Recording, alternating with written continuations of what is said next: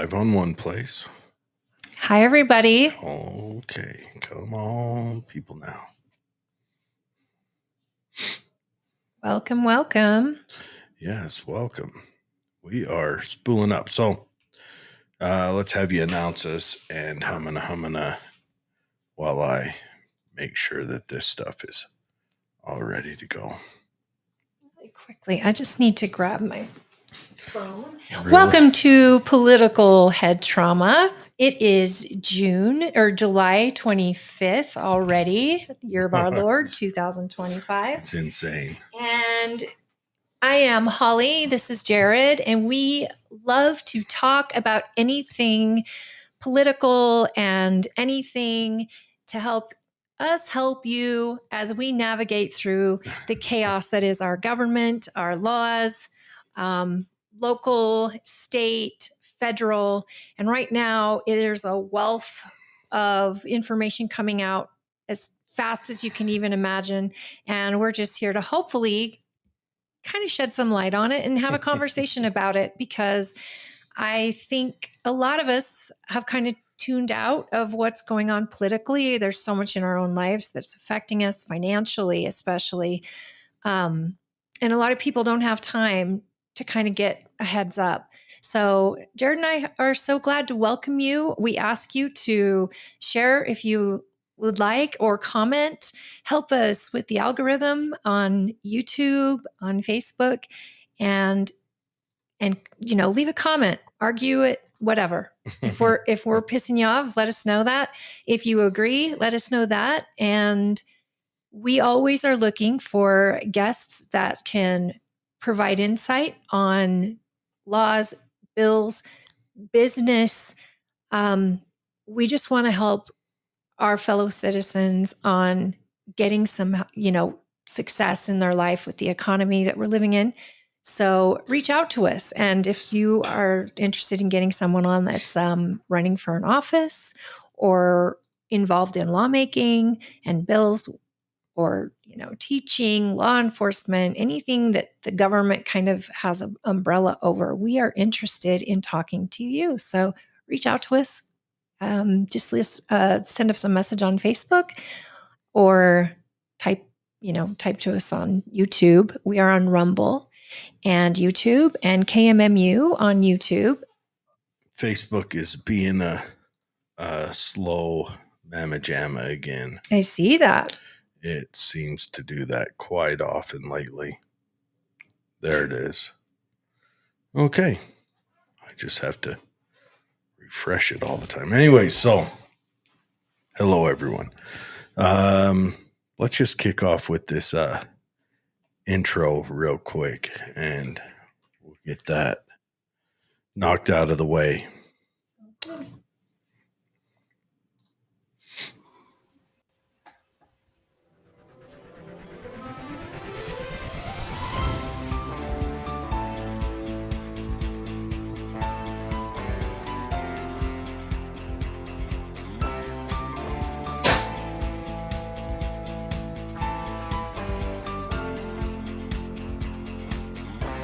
Live from Utah's Wasatch Front, the pulse of the Mountain West, where the issues that shape your life meet the truth that sets you free. Across Utah, across the Republic, and around the world, welcome. This is KMMU.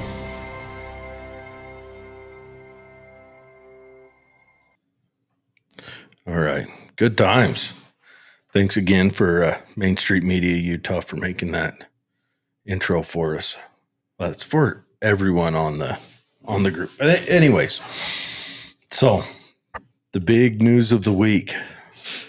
What do we got, Holly? Well, as many of you may know, Tulsi Gabbard came out with a report from.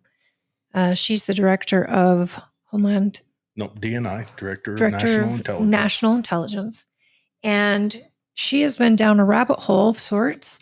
Now, for many of us, it's something we already knew from back in 2016, 2017, I think, was the big scandal of Russiagate and the whole idea that the dossier regarding Trump visiting Russia and doing questionable things with paid sex workers and all these just crazy accusations.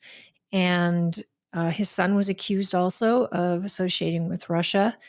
And what we found later was that Comey and what remind me of his name that went to the FISA. You put a picture of him in yes.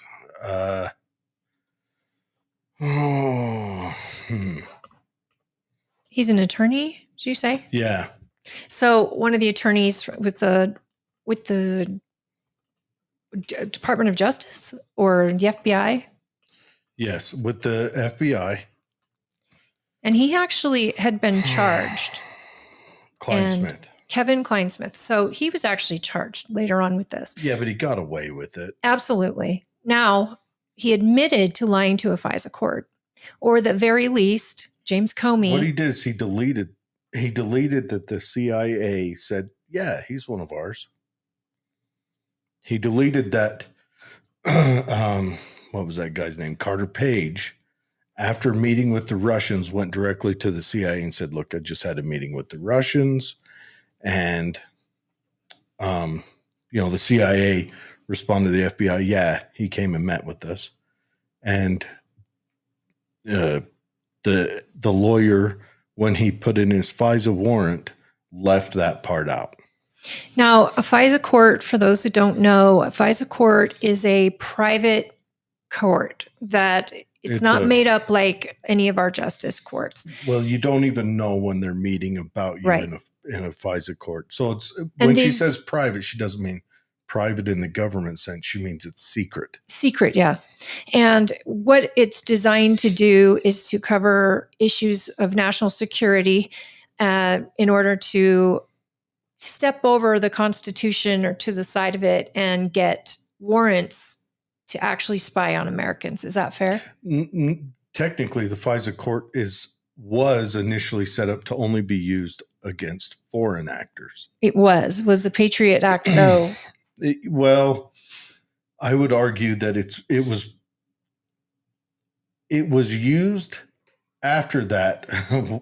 Probably, I don't even know if the Patriot Act. I think it was kind of extraordinary that they started using it. Prior to that, they would spy on us, but they would do it without the FISA court. They did it through gathering metadata and things like that.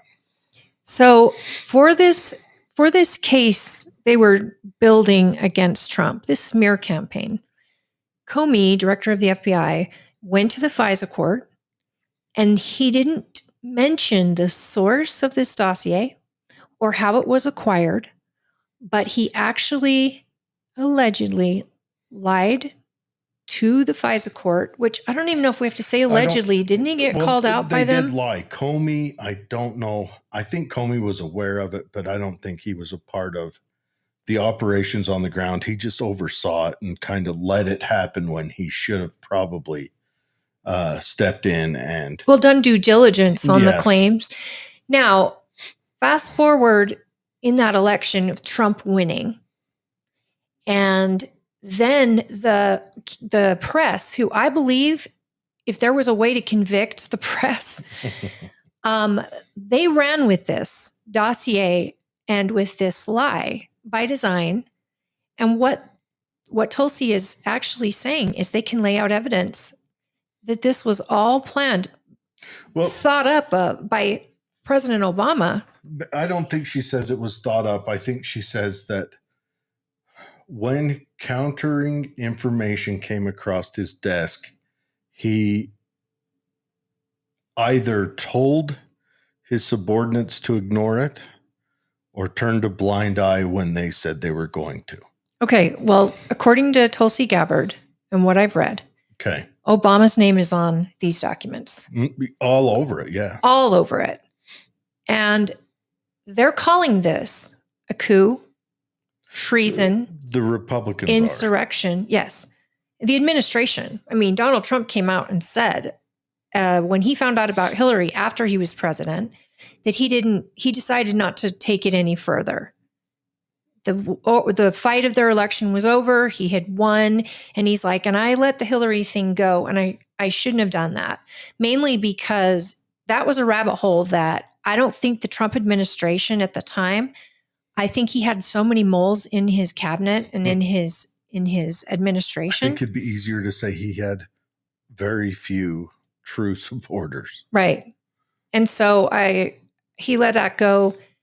Tulsi Gabbard didn't let it go. And she has started looking into all of this. They found the documents. I don't want him to go on Pam Bondi's desk, however, because that's like a black hole. I mean, I think I know where that flight went that disappeared. It probably went in her office and landed on her desk. Or whatever. However, she was also coincidentally deemed a Russian asset by Hillary Clinton during the election. She was, and a Syrian asset.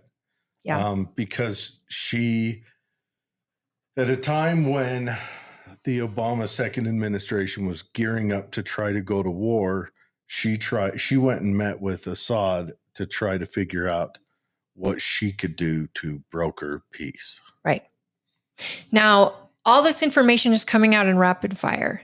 The case was called, the whole plan was called Crossfire Hurricane.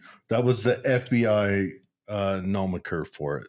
Now, the Trump approved that, and the FISA courts, that they were able to record Donald Trump and his employees.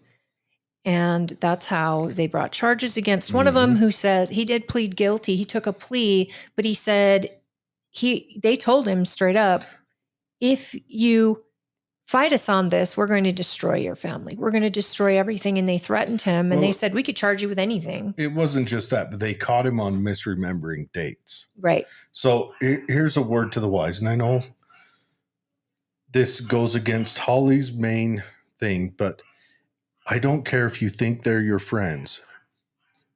Do not talk to law enforcement.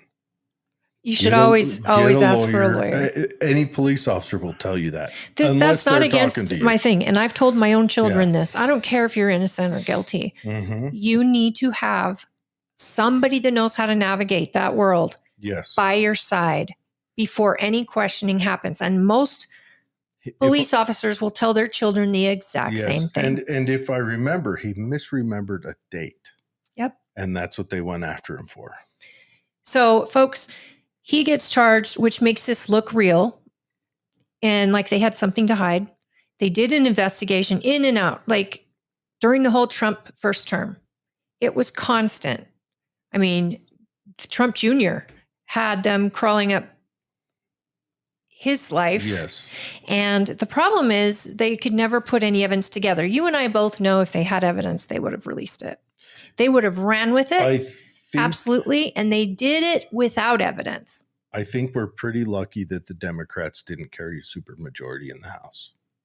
Yeah. They would have impeached Donald Trump. And so they had. You mean more than twice? Well, they would have successfully got him. They would have impeached him out of office. You're right. That's the Senate that kept it from.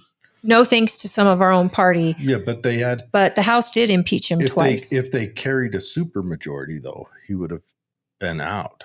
But they didn't carry that. So we were pretty lucky there, I think. I agree. So I think what we're getting at, and this is something that I wanted to talk about today, and I'd love your opinions. They are throwing the word treason around. Tulsi Gabbard even said, this is on its face treasonous on behalf of Comey and Obama and all of the Clintons. They are calling congressional meetings, and the Clintons will be being subpoenaed. James Comey is being subpoenaed, and the new House committee is calling for these on the record meetings and getting to the bottom of it. The problem is a lot of people, especially on the left, are saying this is just a distraction so that Trump can get the Epstein attention off of him. Right. This is a distraction they've been working on, at least Tulsi, since she's been in office and got her hands on these documents. The fact that there are even documents out there is amazing. The hard part is right now, both parties need to play to my party, to the independents. And man, both arguments are very enticing. What do you mean? Well, that this is a distraction for the Epstein stuff. The hard part with the Epstein stuff is that you had a lot of people in the build up to the election come out and talk about it, including Donald Trump's son. Oh, JD Vance. JD Vance and Trump himself. Trump a little bit, but Trump Musk played it a lot closer to the chest. But well, not in the rally I was at, and he brought it up and said, full disclosure, yes, full transparency. That's why his comments last week that I told you were so crazy that he would tell his MAGA supporters he doesn't want their support if they can't let this go. Yet he did so many different posts regarding this. Then he directs Michael Johnson to get the files and approved a deal for Ghislaine Maxwell to come and testify in front of Congress. And Alan Dershowitz said she is giving a deal and she will testify. I'd like Alan Dershowitz to get a deal too, seeing how he says he saw the list. He said he saw the files, and he did a switcheroo on letting it go a week after he made comments about what he's seen. So if we have to give out deals to these people, I'm for it, because I am ready to know exactly whatever role. And they say that Trump was on the list. Well, Trump was in his black book. That was well known. Trump admitted to that. He's kicked him out of Mar-a-Lago before based on his behavior towards young staff or members' children, daughters. And so Trump also probably is in a lot of people's black book because he was a celebrity and he was a mover and shaker and a billionaire in New York City, like a playboy, if you will. So I feel like we already knew Trump was associated with Epstein in some way. But now the implication by the Democrats is that he used Epstein's services in a nefarious way. And Trump's trying to cover that up. We all know, at least I know, and what makes sense to me, if they had proof of that, they would have led with it. They had 4 years during the Biden administration to try to cut Trump from ever running again. And they never brought this up. This is the first time I'm seeing Democrats even fight for this list to come out. Yeah, I don't know. Okay, devil's advocate. There could be a lot of reasons why the Democrats wouldn't have released this list. The most innocuous one is the list is just the names of people who knew him or who had meetings with him. And by releasing it, what if the Democrats pointed a really hot flashlight at all of their donors? Or it could be that the list actually says who, what, where, and in what position, and half the Democrat elected and possibly unelected officials are on that. So they're like, the damage we would take by releasing that would be too great for us. Also, but what changed? The thing I'm leaning towards is, well, the one thing that gets me is when Bondi and them say, we have so many videos of the bad things happening.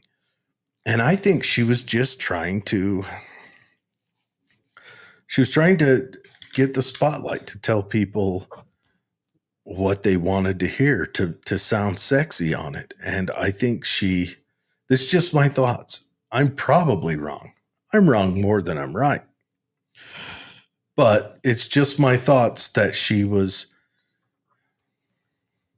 trying to sound cool in the moment. What's the guy's name from Project Veritas who's left and has his own? I just put you on the spot. Yeah, his name is, he runs a new thing. Yeah, it's like a LOL or something. Yeah. Well, he broke with a story of a meeting with a possible hire for Pam Bondi for her child care. or something to do with hiring someone. James O'Keefe. So, but that story was already kind of broken. So he what's the story that they sent in someone that was trying to get a job from Pam Bondi, and this person ended up asking her about this situation, and she said, "Oh, there's lots of videos and lots of victims," and James O'Keefe he was behind that interview, and he broke the story, but there were other people that had already said that these things exist. So for them to come out and say it was a hoax, like they did last week, and yet now Trump is talking, it'll be best if Ghislaine?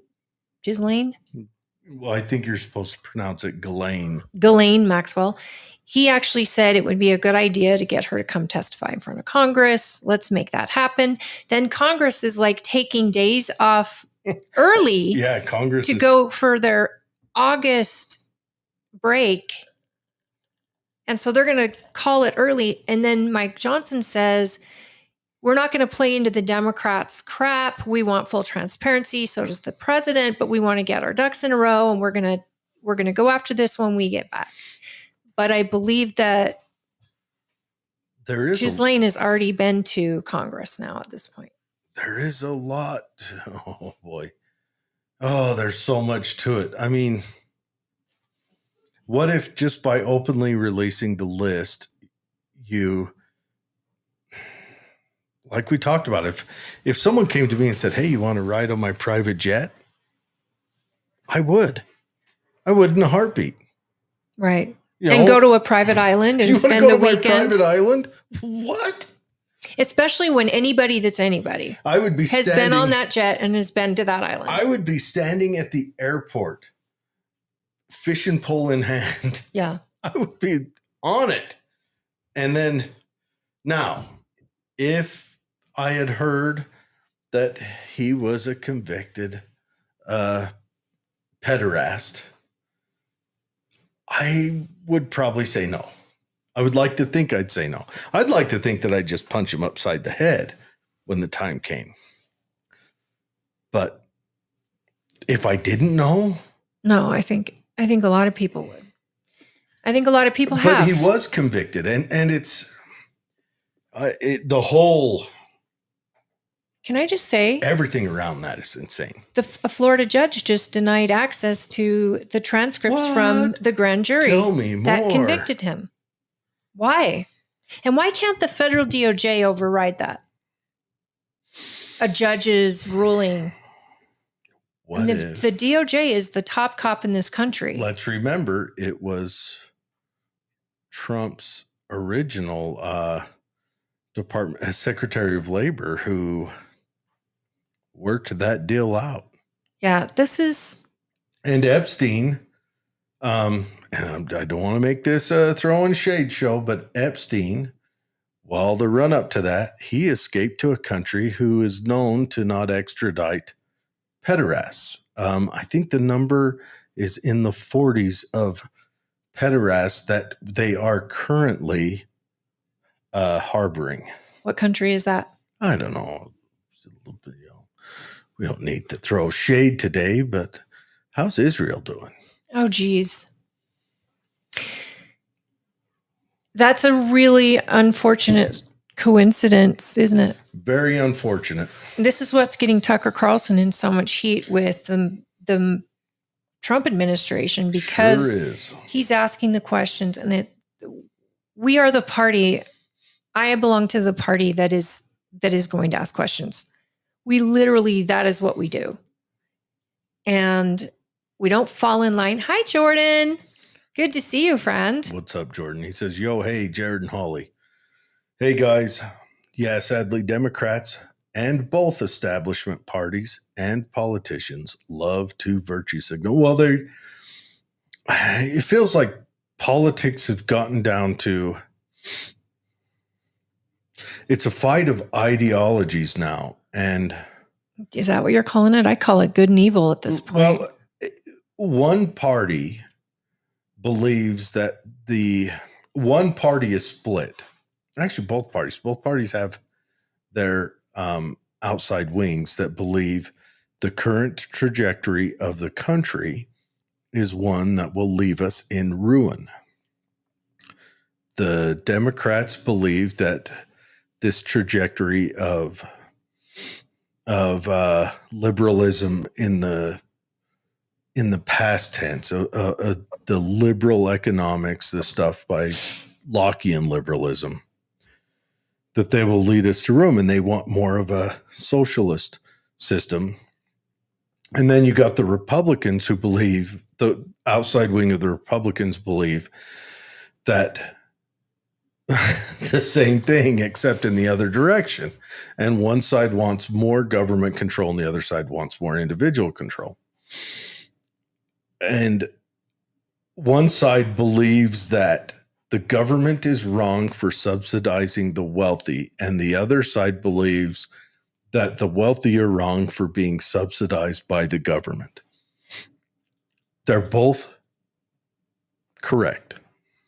Well, it's just I don't think the federal government Republicans represent your local politics.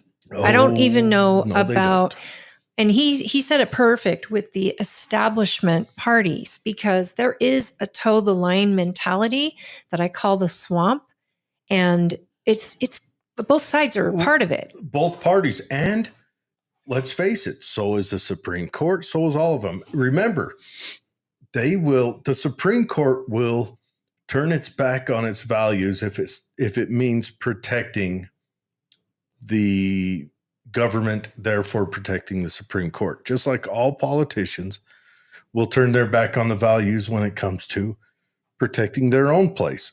I haven't seen any politician put forth any kind of rules having to do with politicians, such as, why are they allowed to do insider trading? I've seen some amendment or some bills put up. Yeah, Thomas Massey's and Thomas Massey, yes. Holly, what's his name? He put up the insider trading one. Yes, and Josh Hawley. But yes, some of them do, and there's Democrats who have as well, and there's Democrats who's jumped on board. But it never goes anywhere. There's not enough of them. Even if the majority leader said, "We're bringing this in, we're going to put it up there, so you guys write your amendments and all that," they don't. They would only do that if they knew it would fail. Right. Because politics is a game. Watch them. I wish that they had a record of not just how they voted, but what time during the vote they voted. Like a tracker. They voted this many minutes or hours into it. Because you'll see people will hold off their vote until they're guaranteed that that vote goes away that makes them look good if they're in a contentious area. Very much so. Now, Jordan mentioned a big deal. Okay, we got to throw this out there. We've had three celebrities. Theo Huxtable passed away. Malcolm something or another. But Theo Huxtable, come on, let's face it. He drowned. Yeah, he drowned in Costa Rica. In Costa Rica on a family vacation. Our heart goes out to his family. 54 years old. What a tragedy. To go on a family vacation at times supposed to be beautiful and wonderful and eating all the awesome food and I always loved him. He was one of my favorite characters on the show. Yeah. Cosby Show. Right behind Dr. Huxtable himself. Yeah, and the little girl that was in there. She was adorable. Spicy girl, yeah. Well, and the older sister's dumb boyfriend. Oh, yeah. And that show was classic. Every one of us grew up with the Cosby Show that's in our era. And that show was a classic. And so rest in peace to him. And let's remember, it was the first show that really, well, I don't want to say the first, but it brought a positive outlook to kind of inner city minority. And it was so beautiful. The show, the culture, and it educated Americans on families, whereas a lot of us in that age had never been around Black families, especially in Utah. And you saw the Jeffersons, and that was a Black family in the white world. Yeah. The Cosbys were a Black family amongst all kinds of families in a urban, successful family. Bill Cosby played a doctor. They raised their kids The with wife was a amazing doctor. values.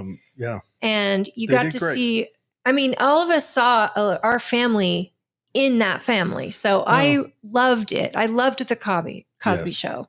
Yes. And okay. So we lost Theo Huxtable. Rest in peace. It was Jamal Warner. Was that his name? Oh, you know what? I think you're right. Why am I thinking Malcolm? Yes.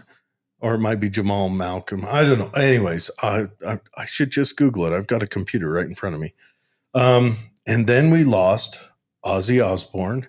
Amazing, because Ozzy 2 weeks ago performed for the 4th of July.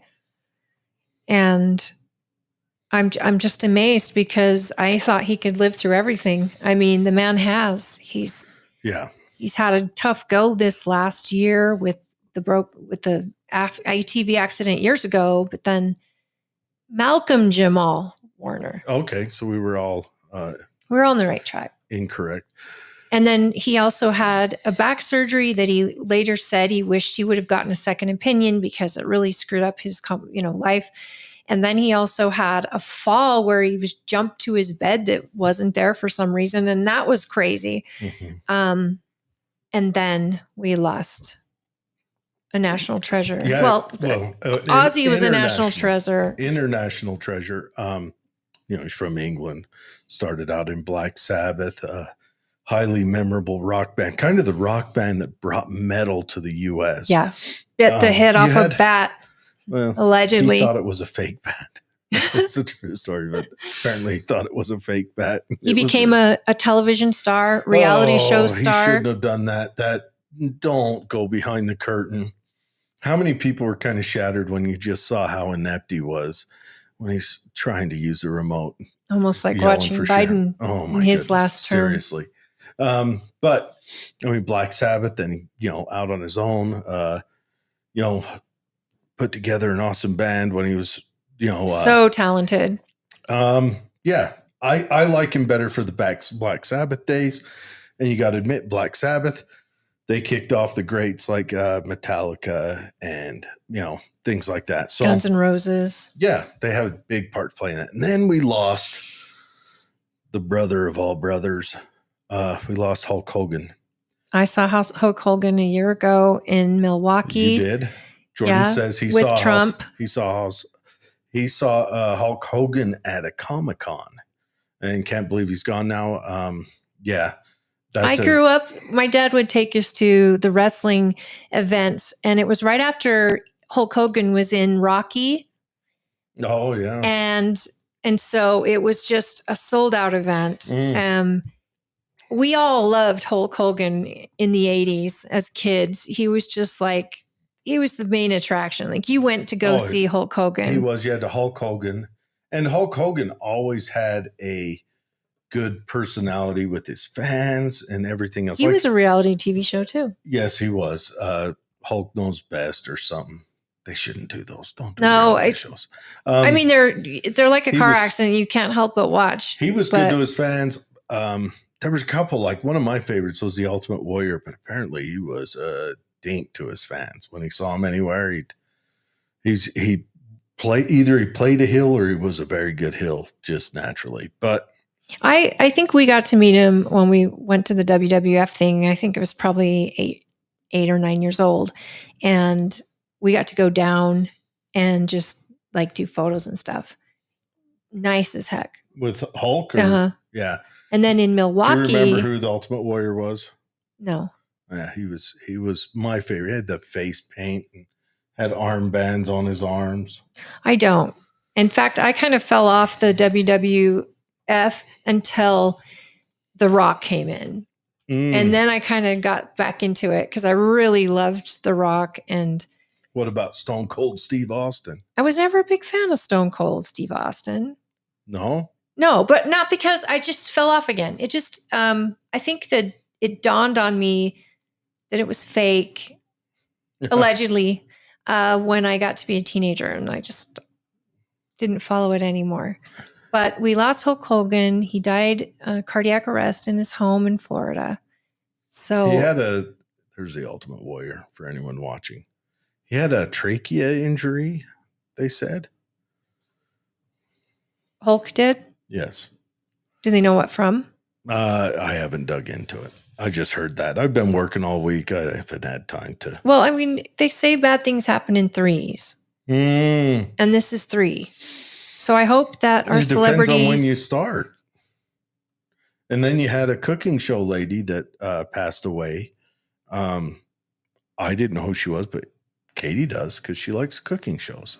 She's a blonde lady with spiky hair. Oh no, I don't remember her name. Yeah, me too. Yeah. I didn't hear that. And then you also had a guy who's 80 years old who was regarding Epstein. Let's go full circle. Who just passed away. This world goes by and we're just living in it, right, folks? And I think honestly that what happens after this is the reward for getting through life and hopefully being a good person and inspiring others and doing for others. And I pray for their families because it's so hard. Grief is so hard, and for their fans. But these are real people living their lives, and saying goodbye to them, especially when they're famous and everybody has their memories of them. It's a sad thing, but I'm happy for them that they got to move on to the next. Yep. The next level. Back to political hotness. Jordan says insider trading should be illegal. It's corrupt. It is illegal. Yeah. For everybody else. And I don't think it says in the bylaws for Congress that you can insider trade. It's fine. Big old wink. It just says that they can. No, it says they can't, but their family members can. Yes. But how they insider trade is they will write laws that will affect the market, and then they'll invest in it that way. Now, if you want to have a successful portfolio, and we've said this before, just follow Nancy Pelosi or her husband's portfolio. Yeah. And many other people in Congress that became millionaires after they got in there. A lot of them. Yeah. Because they know what laws are coming out. And maybe we could control this better if, as a populace, we paid more attention. But how much time in the day would you need to pay attention to all of the crap they're pushing? Like the big, beautiful bill. How many pages is it? 1,200, I think. 1,200 pages. I work 10 hours a day. Well, the Democrats made sure they read it on the floor for the first time ever. Well, thank you. They didn't do that when they were passing Obamacare. You had to pass the bill to know what's in it. You know what? I just realized, going down another rabbit hole, which is I would like to get into this actually, because you're a wealth of knowledge on this. And that's the federal trade of the big bank. What is it? The Federal Reserve. Federal Reserve. And how they passed that Christmas Eve. Yeah. Most people were gone. Yeah. And they passed it just like Obamacare. They passed it during the Christmas exodus. Yes. Of 1913. That should be illegal. I mean, it should be illegal that they're able to pass things like that They started the dead of night, arguing and fighting that it was illegal. But it died in the courts, and then they lost all of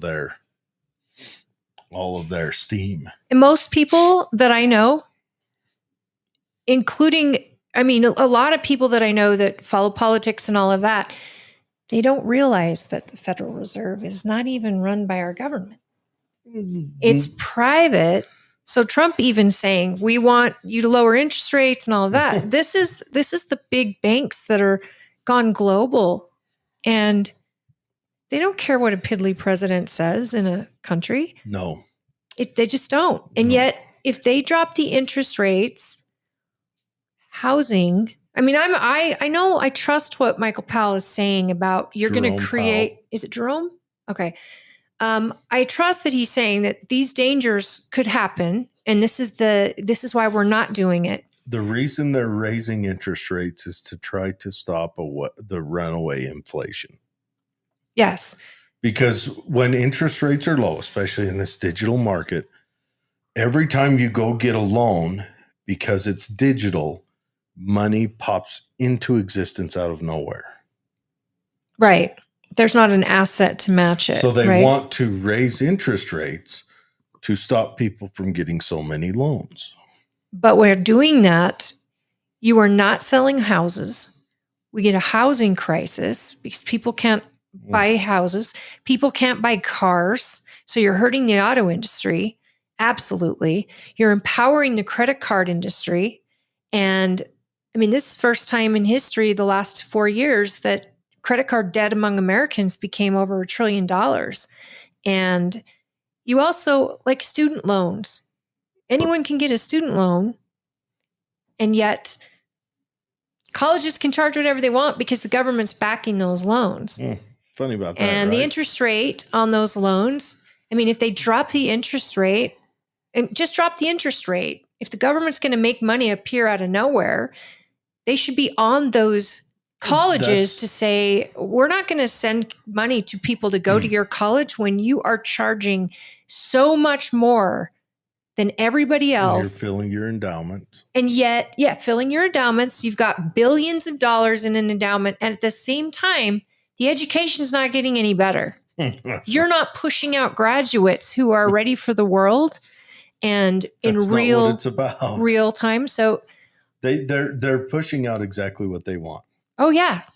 They've indoctrinated you into the Democrat Party, and then they're letting you leave. They don't care if you leave with any usable skills. Well, it makes me worried about the future surgeons in this country. No, it makes me worried about the future patients in this country. Well, I'm just saying, the number 3 cause of death in this country is medical malpractice and drugs. Wrong medications prescribed by the medical world. So, if you think about it, these things should all be addressed. They affect you and I like crazy. And we haven't even gotten into the COVID crap that RFK is coming up with and what they're learning. And, this is. So do you think that auto pen, all those pardons, even pardons for things that haven't been tried yet? Like Hunter? Well, no, Hunter, I don't. Hunter and Fauci, they got like the longest pardon. And Adam Schiff and all of them, they get a pardon when there wasn't a trial or conviction. So they get a pre-pardon. Right. Now that screams one of two things. One, either they're deathly afraid of them being persecuted for politics, or there might be some guilt there. Well, and have you guys seen that Hunter is going on a podcast tour, if you will? Yeah. And he is calling out the Democratic Party. He's calling out George Clooney. Yeah. And he educated me and said crack is the cleanest thing to drug you can do. And I'm like, wow. But he's been clean, he says. And, he's calling all these people out, and it's just Democrats are just like, shut up, go away. He says that the DNC gave his father the night of the debate. He's saying why his father did so terrible. They gave him Ambien from the trip he was on 2 weeks prior. Well, and they gave him Ambien when he was on that flight. Well, you do realize that flight was 2 weeks prior to the debate, right? Look, he's just gonna say things, and aside from that family having mad generational wealth from all of their years in public service, 50 something, he's gonna go away. I think that family line ends in the public eye now. Well, I mean, you think about it. He thinks to himself, I got my pardon and they can't take that away from me. We've got to fight for these pardons. They're pretty close to maybe taking that away with that pen thing. And I heard that pen is like an actual machine that they have a pen in. It sits down and writes the I'm like, I want one of those. Our founding fathers probably never envisioned that ever. But something as big as a pardon should be signed by the president of the United States, not an auto pen, because you have to prove the president, first of all, knew about what it was. I'm almost wondering if now's a good time to take the pardon power away from the executive. I don't know. It's in the Constitution. I think that if it's not signed by the actual executive and he can't, I just think it's time to take it away. It'll make it so that there's real teeth behind if you're going to go after someone in the courts for political gains, because turnaround gets to be fair play.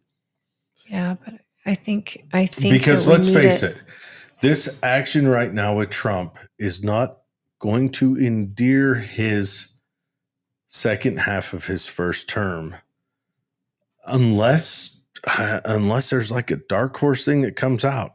I think the Democrats stand a good chance of taking Congress in the House, or at least taking Congress. There's so much information that is still yet to come out about COVID and Epstein and all this stuff, but it doesn't matter what comes out. The press isn't going to report it. It's up to conservative media to report it and for people to talk about it on socials and things like that. The press doesn't even matter anymore. No, but less people watch CNN and MSNBC than tune into Joe Rogan. Well, look at them getting rid of the show. CBS just got rid of Colbert. They're not renewing it. And now they're trying to say that it's Trump's fault, that Trump had something to do with it. And you're like, maybe the fact that he cost him $40 million a year because he was terrible. No one was watching it. Well, and I think he just wasn't funny. Well, it's not even that he wasn't funny. You can't go on there and go political and alienate. Why not? They all do it. And alienate half the country and expect good outcomes. But they all do it. Not to his level. What's that? Jimmy Fallon. Jimmy Fallon doesn't as much. He's kind of his show is like they call guests and say, "Hey, would you like to play with a puppy?" Yeah, I would like to play with a puppy. All right, come on, Jimmy Fallon show. But I think also that era's dead. It went away with this group that's aging out of staying awake till 11 at night. Those were the people, because now people go to the internet when they want entertainment. That's the truth. It's when you want it, you can play it at double speed. You can pick the exact part you want to watch. People like I find myself watching podcasts according to who they have announced as a guest. Yeah. You know, I'll discover a new podcast on YouTube or whatever by the title saying, you know, this person is in, and I want to hear what this person has to say. Right. So the late night stuff is over. It's done. I'm curious of our audience here. How many of you tune into late night television? I stopped when midway through, what's his name? Kevin, did you see this? Did you see this? Are you talking Conan? No. Conan he went private in his own network or what, on a different network. Yeah, Conan does a Jay Leno now. Oh, Leno, yeah. I used to love Jay Leno, and I would watch and tune in. And I mean, back then though, we didn't have, I don't even know how far back, but I don't know that we had a lot to watch that late at night. It was the only thing. And then, you know, pretty soon news was 24/7. And I think too, as I matured, I don't care what celebrities are up to. I really don't. There's a big one. I really don't. They're no better than you or I. They lie for a living on television. I'm not saying there's not a place for celebrities. I'm happy for them for the entertainment they provide. They pretend. And I mean, let's face it. Like, let's say there's an actress who's attractive. That show has just as much value on mute as it does on with the volume up. I love movies. I watch movies all the time. I love movies, especially someone like Leonardo DiCaprio in a movie. I mean, that guy can make you feel like you are back in whatever it is they're trying to show you. But I don't like his politics, and he annoys me when he's not on the screen. So why do I want to watch a late night show that is driven to get his politics out there? I want to ask you, do you think he really believes those politics No. as he states them? No, because he's a hypocrite. And if he did believe it, then he wouldn't be a hypocrite. Cruise around on a big yacht and fly a private jet. Of course, I just heard that Angelina Jolie was spotted in an airport riding coach or something with Selma Hayek in Mexico City. And people were getting all these photos of them, and they were like, hey, you can take pictures of, but we don't want to like do picture posing with you. And they were riding a regular airline. Why do you reckon? Do you think they're not out of money, are they? No. I mean, Angelina Jolie was making $20 million a film. But I do think maybe they believe that taking a private jet is bad for the climate, which is another issue I'd love to get into regarding the atmospheric crap that they're putting in to manipulate weather. Oh, and if you look up in the sky, folks, you start paying attention to these flight patterns and how they are. The government has already admitted they have the ability to manipulate weather. Well, they haven't just admitted it. They had a whole operation that you can read about. It's called Operation Popeye during Vietnam. Absolutely. And there is a documentary put out in 2017, but I just watched a podcast with the guy who's doing the research and stuff. And that documentary is called Frankenskies. And he goes over the early patents of, and we're talking 1930s, and evolved into now, and how the government has patents to put these things out. And it used to be that it was FAA. People knew they were going up there. They were helping farmers with crops. They were helping, but they were also able to manipulate hurricanes. And hurricanes then started happening in the Gulf of America. And then they started to do different patterns that they'd never done before. And, my father was exposed to Agent Orange during his time in Vietnam. And a lot of young men were. These things are all artificial means that literally make your life expectancy go down, down, down. Now, Operation Popeye was not Agent Orange. Yeah, but I mean, Hi, stuff Sherry. they were putting in the skies. She saw your name on there. Hi, yes. Mom. And yes, everyone loved Johnny Carson. He was a brilliant host and comedian of the show, and he didn't go political. He was a Republican, and you wouldn't know it. Oh, and I do remember watching Johnny Carson and Jay Leno too. He tried to stay not real political, or he'd make fun of both. You wouldn't know what his politics were. And that's what didn't alienate half their populace, their viewers. This new one, they run off anyone who was right, independent, all the way through Republican. They run off half the audience, and so that already cuts some of it down.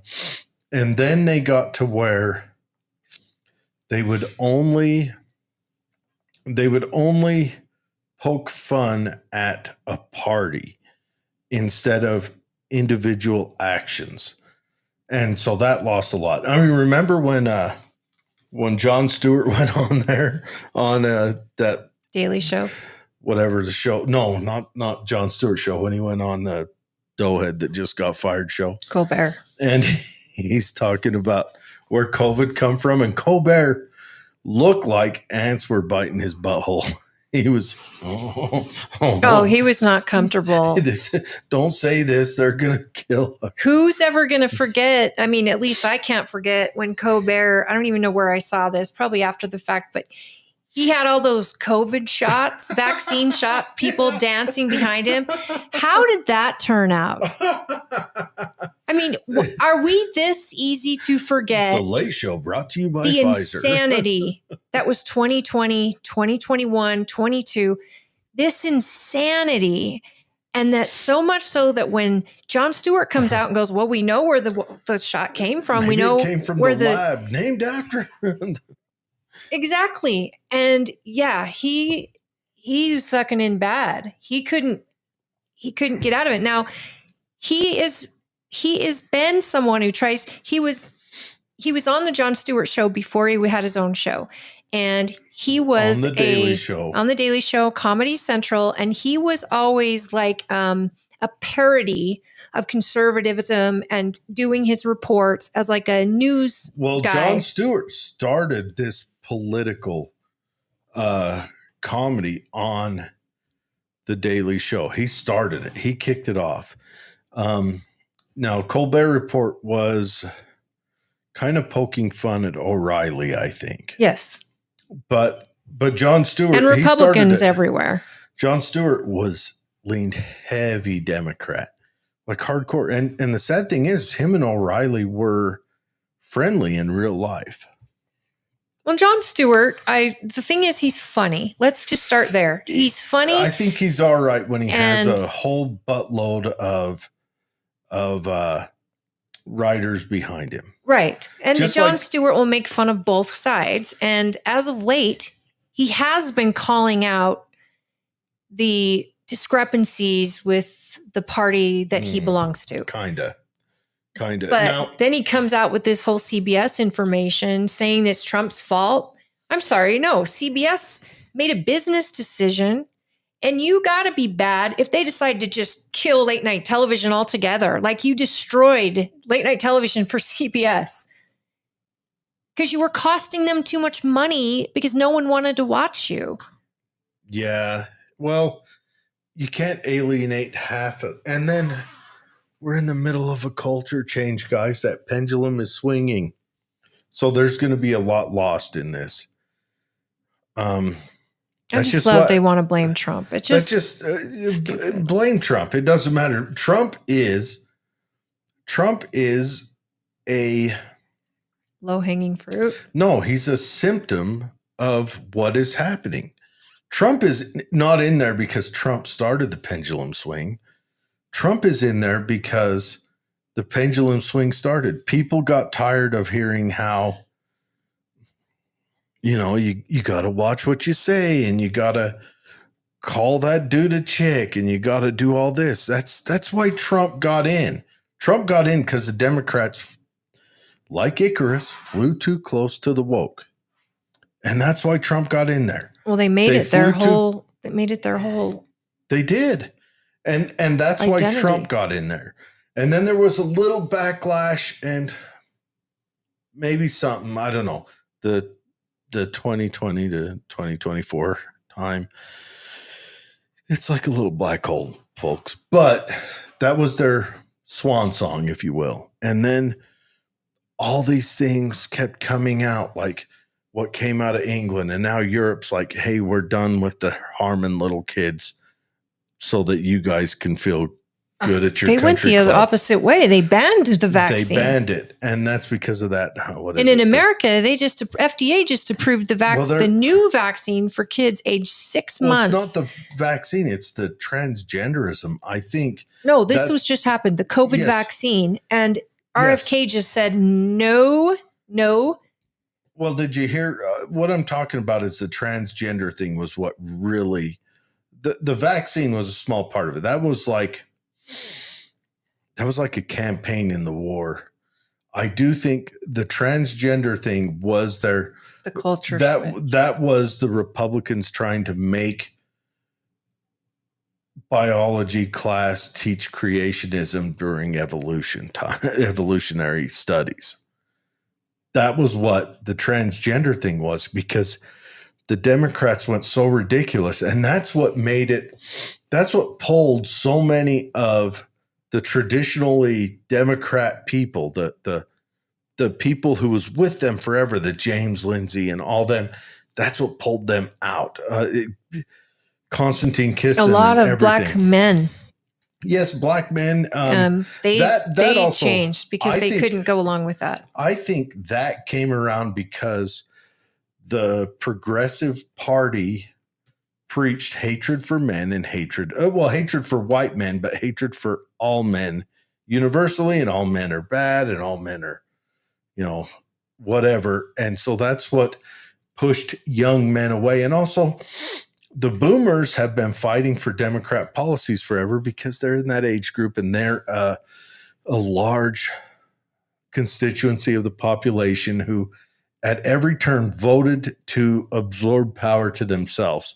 And now as the boomers reach their twilight years and are retiring, and I'm sorry for any boomers out there listening, I apologize for what I'm about to say, but it's fact.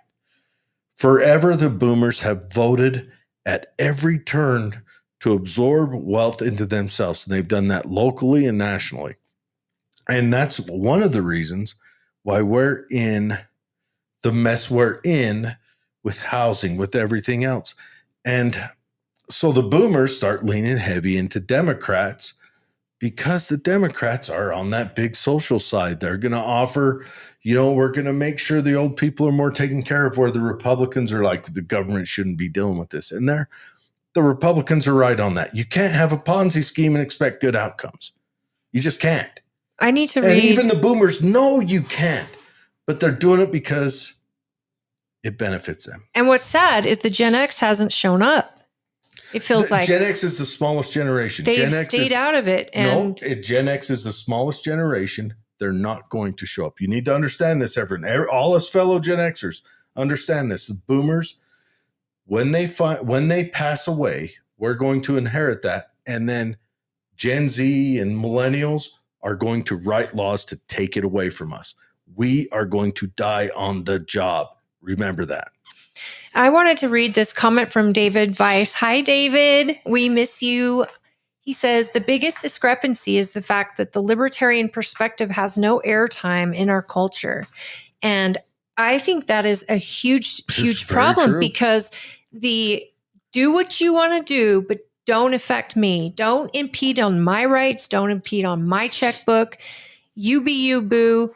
Just do whatever, but stay out of my life. Yeah. You live and let live. And that is too simple a thought for either party to get behind. Well, neither side of the government gains strength through libertarianism. No. And which is the point of libertarianism, is to give the power back to the people. Back. I have to go use the restroom. So I agree with you, David. And here's the thing, like I've said before, if the libertarians had an organized party that was actually making waves and making good choices about candidates, I would be one. I don't believe in legalizing all drugs, though. I mean, I believe that is a drain on the system, and I don't think you can be a certain type of drug user and not affect your neighbors and the economy and things. So I don't think that's a victimless crime.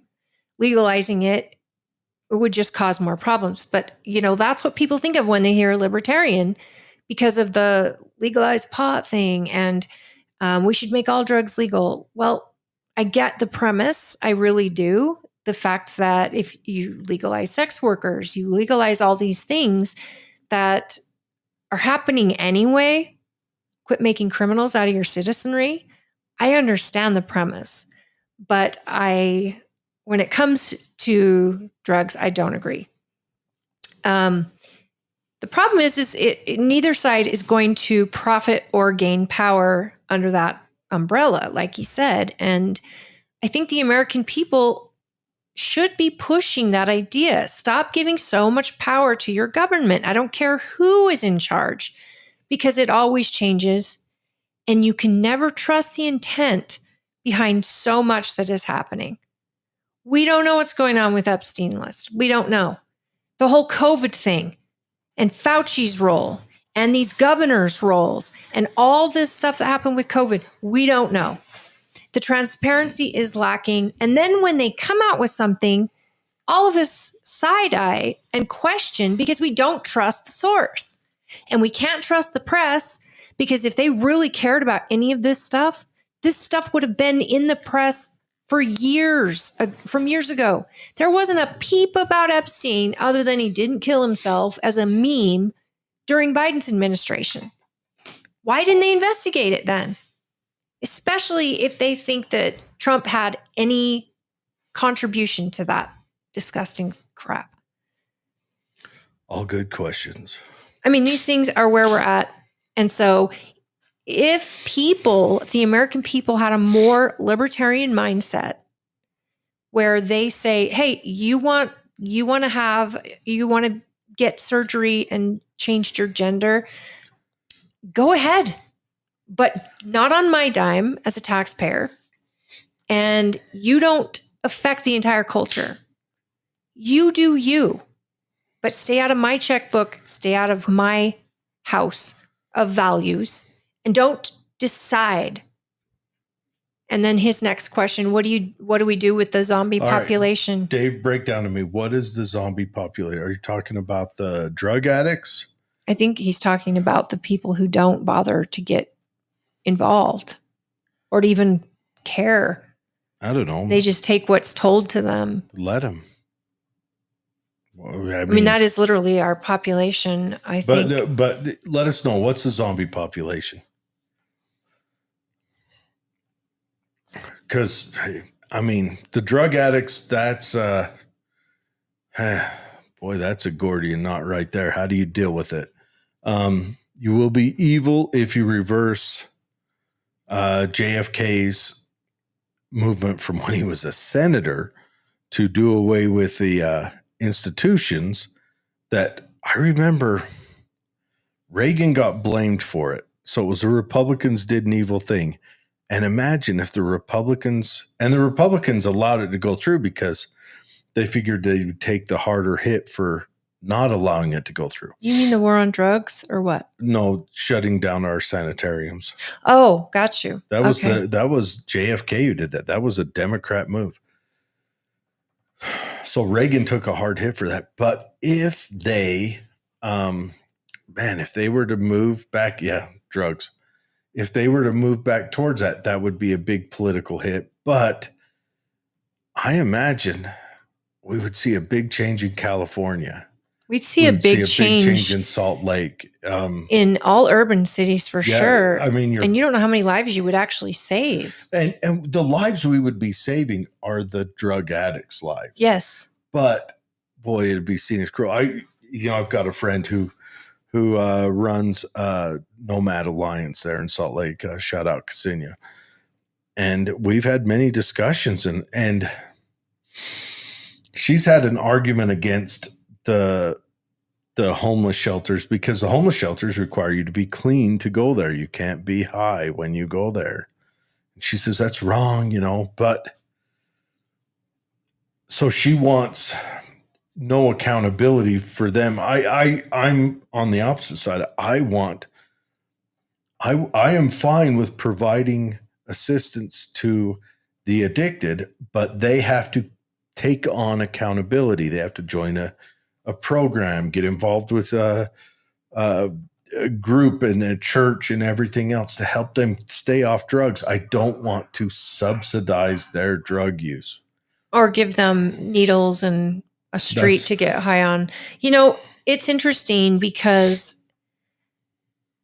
it doesn't matter. An addict they'll go through those motions if they're required to, but they're not going to get clean unless they want to. That's true. But while they're going through those motions, they're not high. Right. And they're not self-abusing or being abused. What's the thing that Trump just signed regarding homeless? I have no clue. I think it was something along the lines that there has to be enough beds or something. And I think part of it reminds me like maybe this is for the Olympics that are coming to Los Angeles and they're going to try to help governors.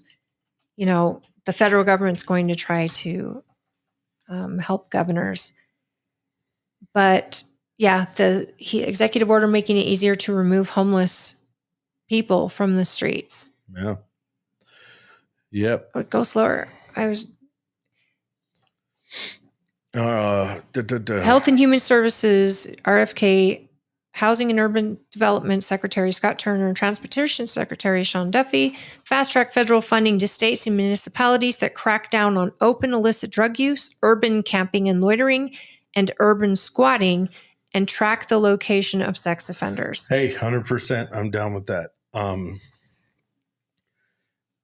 I agree that homeless people are victims. They may be victims of themselves, but they are still victims.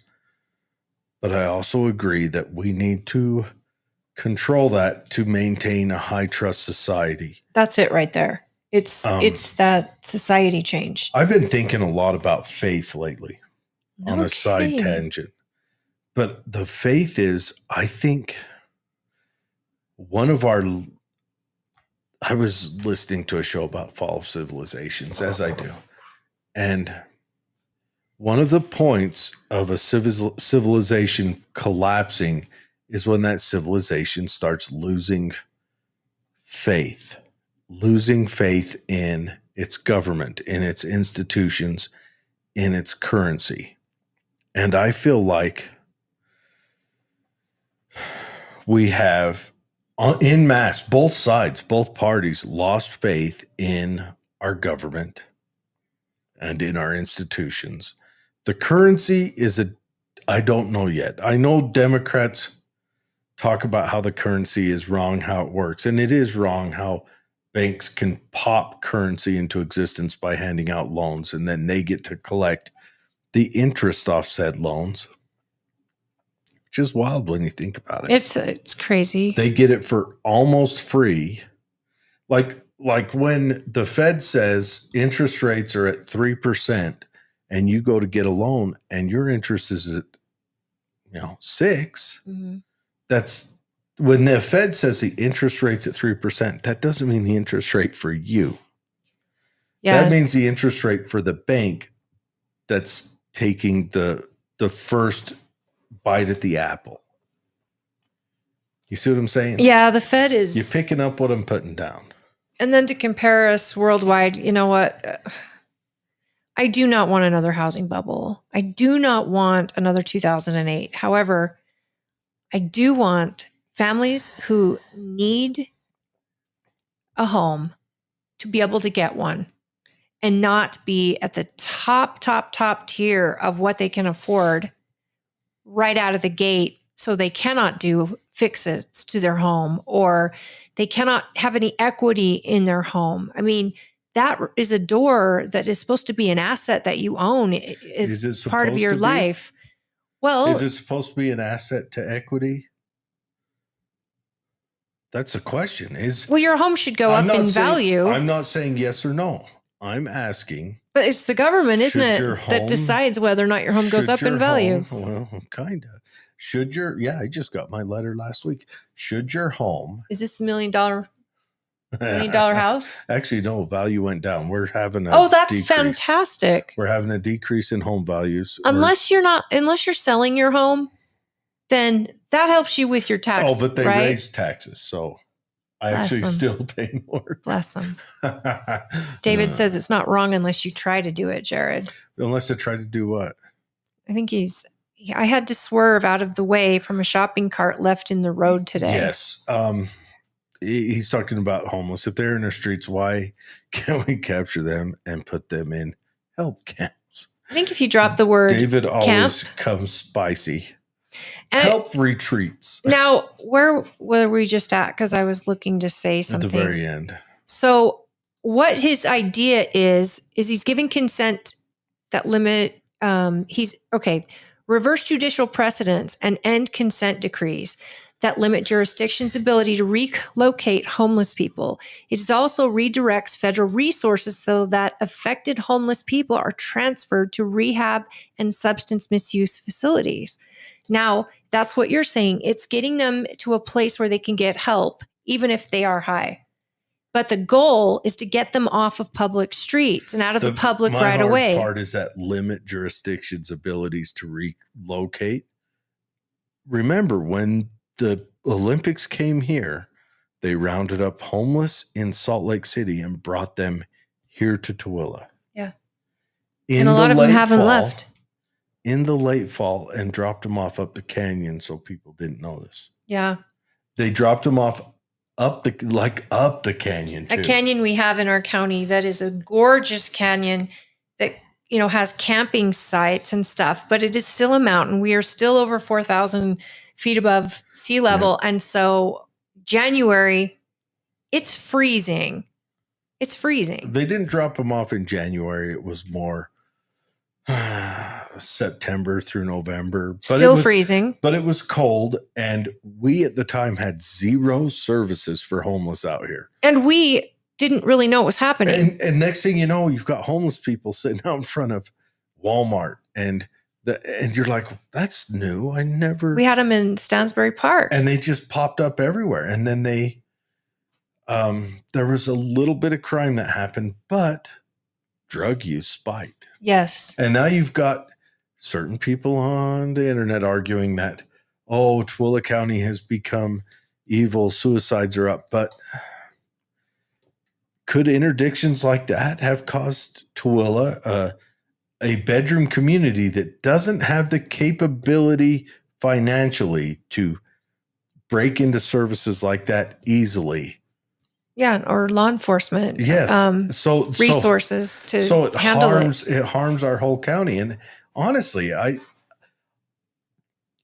you ever heard the phrase, I want to loosen up my bootlace and find whoever made that plan and shove my boot into their butt and then pull my foot out? Never. And that's a really long phrase. Yes, that's the phrase I want. I want to find out who came with that plan and leave my shoe in his ass.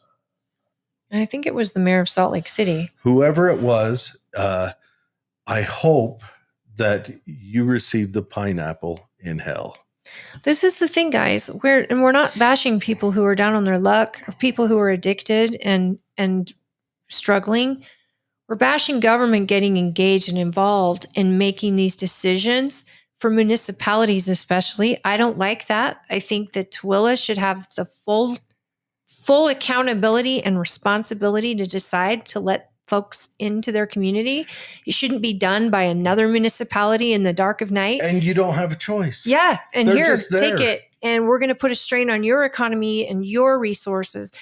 And just because we don't want the aesthetic. We've got our lefties in our community screaming that they should tax us more. And build a full-blown shelter. To build a shelter so that when Salt Lake does decide to empty in 2032, they plan on doing the Winter Olympics again, decide to empty, they send them all out to us again. They will send them all out the second you get that building built. Seriously. So, if you build it, they will come. Yes. And so I don't know. So I say, that's fine, Salt Lake. If you want to do that, you send us some money because you have already destroyed all of your public places. How's the Salt Lake Library doing? I wouldn't go there. You couldn't pay me to go there. Cracked it. It's terrifying. I used to take my kids, and I remember one day I was taking my little girl to the bathroom, and there were 3 people in there sleeping, and one of them was a man. It's a cracked in. Yes. I didn't feel safe, and I know a lot of families don't feel safe. Yeah, Salt Lake City used to be extremely safe. When I worked in the city, in a hotel, I could easily tell people, just walk on down to that convention center, Salt Palace. It's a quick walk and it's a safe walk. And you could walk out there 1:00 in the morning and you still feel safe. I would never tell someone to do that now. Yeah. Is there a city size where once you get beyond a size, it's almost becomes unlivable? I think there must be. There must be like New York City's still going. No, but crime's gone up there. It's unlivable. These Salt Lake right now, to me, is unlivable. I used to love living downtown. And you know what's crazy? Yeah. It's almost like there is, and I could be wrong, but it almost feels like they're pushing urban folks into the small towns by design to try to clean up these urban areas where people are living on top of each other and all of that. And they're pushing them to the small towns, and small towns aren't getting compensated for that, but they're being told you have to build low-income housing and affordable housing and all these things from the state. And yet some communities don't want either. and you're taking their rights And away. they can't afford it. They can't manage it. No. And Dave, he had to swerve away from a shopping cart left in the road. And that's the thing. Shopping cart test is real. I think the shopping cart test is the most important test humanity has. It judges the character. It judges where you live. Of your community. Because there is no punishment if you don't do it. It's completely in your own. So only you know. Everyone listening to this show, everyone, remember that. Put your shopping cart away. You've got to at least do your own. Grab another one on the way. That's the most important test. And then put them in there so they don't roll out. Like I Yes. always stack them if they're messy. I think it is the biggest judge of character, and this is what I've always taught my kids. It's the one thing no one knows if you do it or not. You only know. And it's something that you can do quite easily with not a lot of effort. Very little cost. And I know people that are like, no, that's what they pay their staff for. And I'm thinking, it's not about that. It's about your personal vehicle, your personal safety, and the safety of everyone around you. And why? Why is this an argument? Why would you argue to clean up after yourself? It's something so simple as putting a cart you used in an area where they're all over the parking lot. And it's the most important test. David says, I hear that China has no druggies in the street. I don't know. I've heard the same thing, but you can do that when you're in a communist country because you can lock those people away. But I don't know if that's true or not, because I do know that China had a big thing with moving people out of Beijing before the Olympics. Who were they moving out? I do know that they also China made the pollution go away. They did during Beijing because they wouldn't let anybody drive. Well, not just that, but with some climate change spraying. I also do know that China has some orphanages that are. I had a friend in China that we were chatting back and forth years and years ago, and he told me, I went to the orphanage today to donate time. And I was like, oh, wow, that's cool. And he sent me pictures, and they were very, very sad pictures. And I was like, I thought communist countries didn't have poverty. I remember a picture of a little girl I imagine the dress was pink when she when whoever owned it before her, and then before the person that before her got it, it was a pretty pink, but the dress was threadbare and ragged, and she had on 2 different shoes, one white and one red, and they were just like those slip-ons.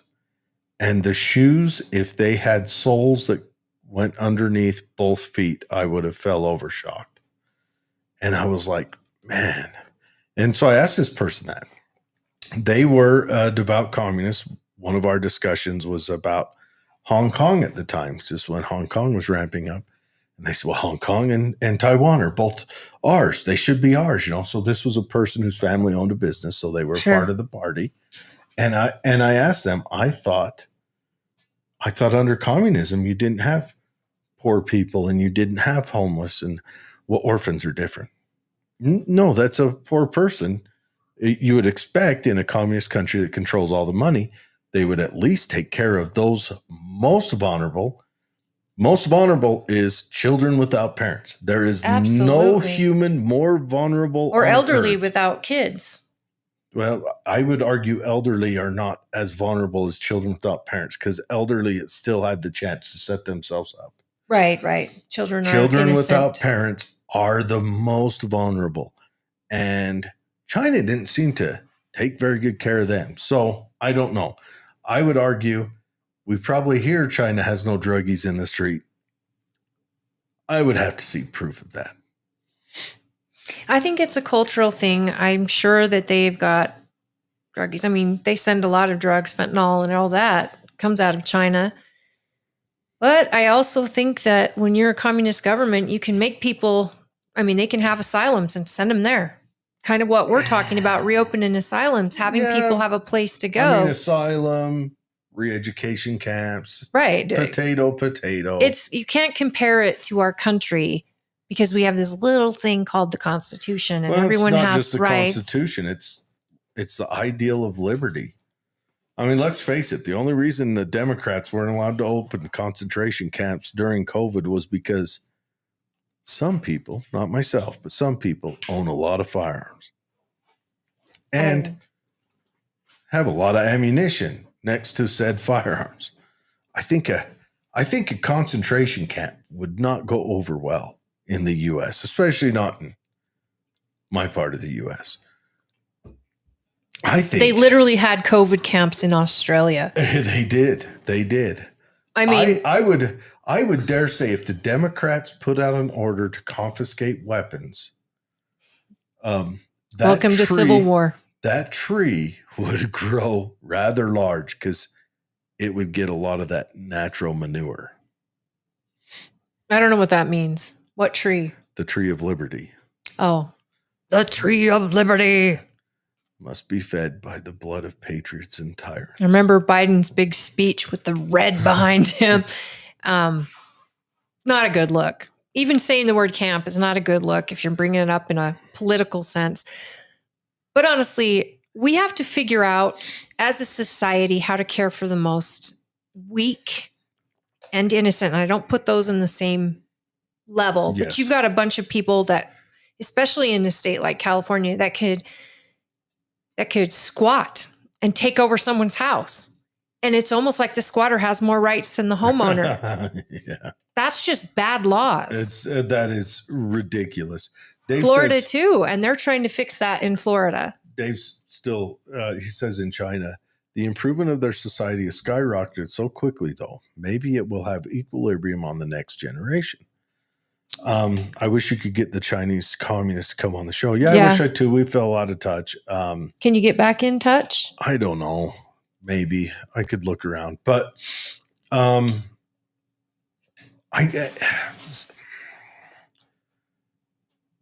what I imagine is the information we get about China is filtered through Absolutely. two filters. So you'll get the pro-China filter, which will talk about all of the wonderfulness that they live. And then you'll get the anti-China filter that talks about how they collapse next week all the time.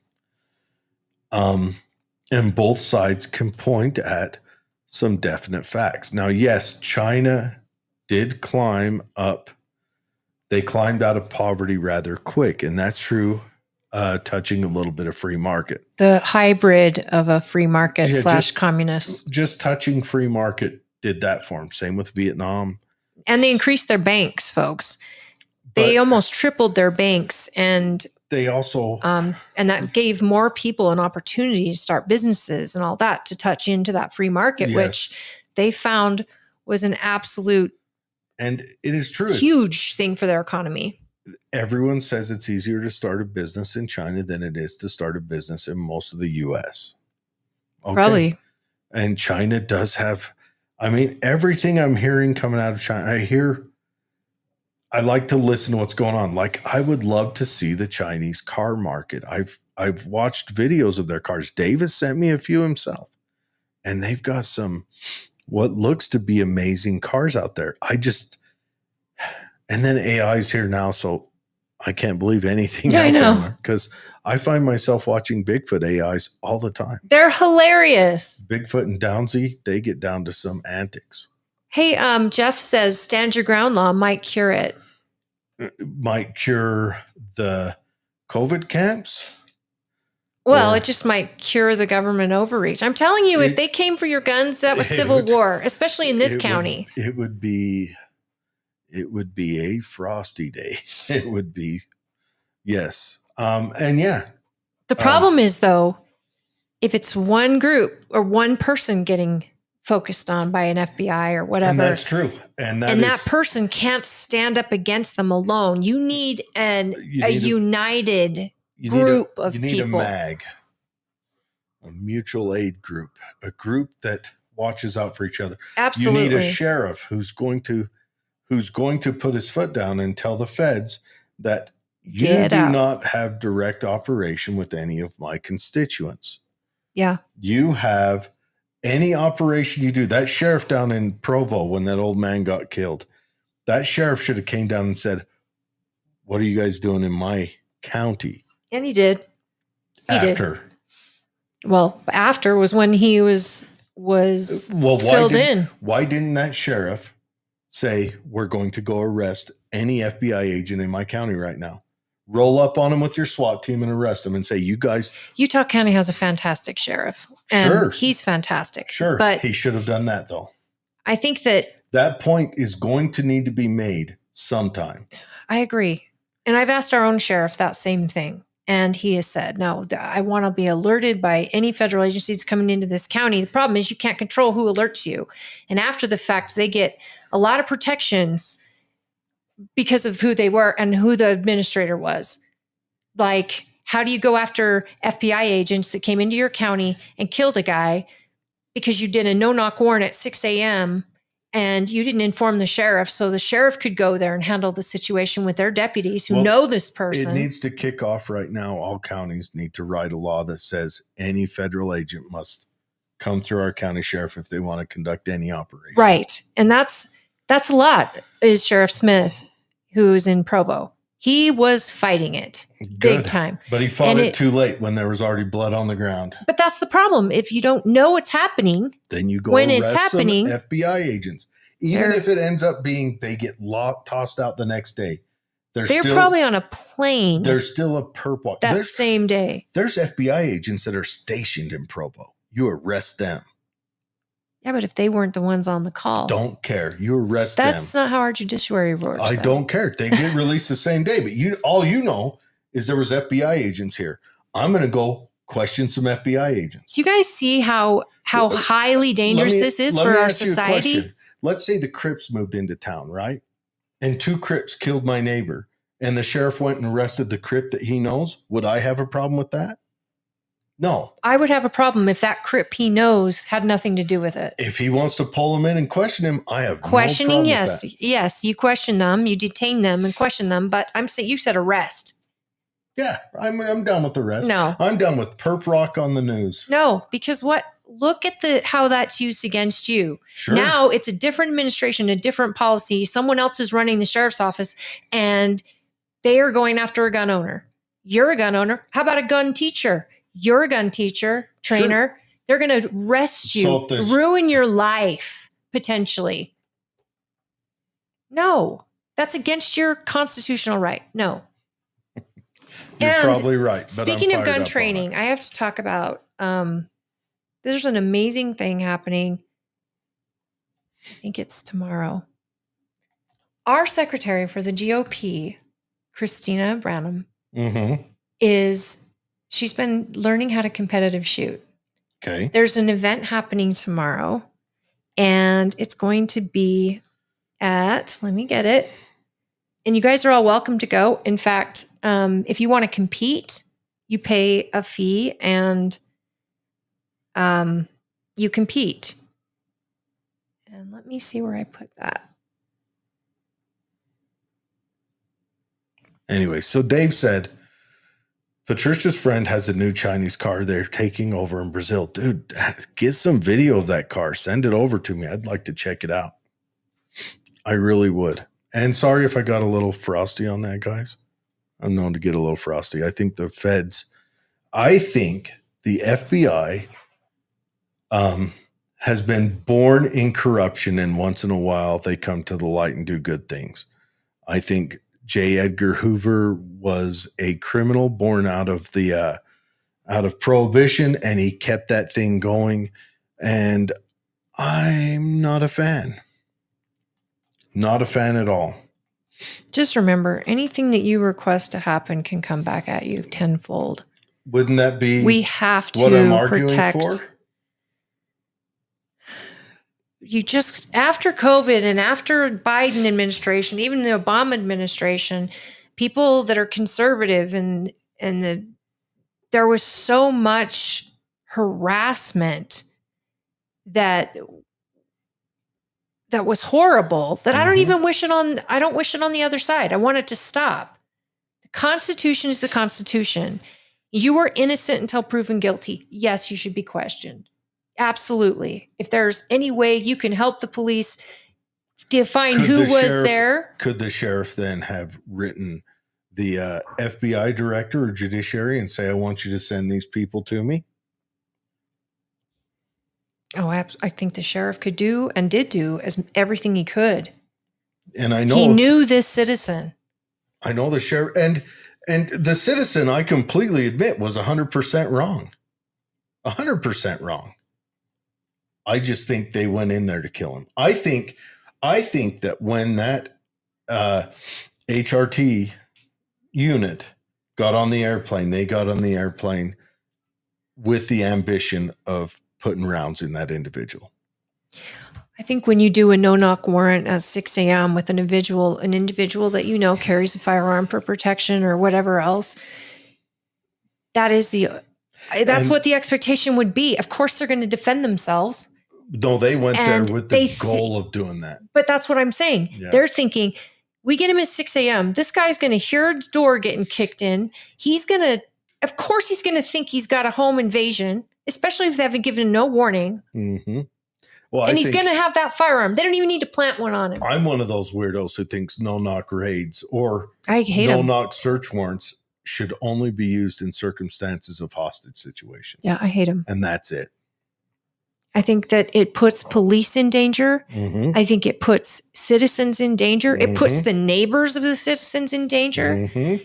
And why do you have to do it? I mean, I know if you think drugs are going to get squashed, it doesn't matter. But even you should already have a case with evidence behind you before you create a warrant. So drugs getting flushed or not.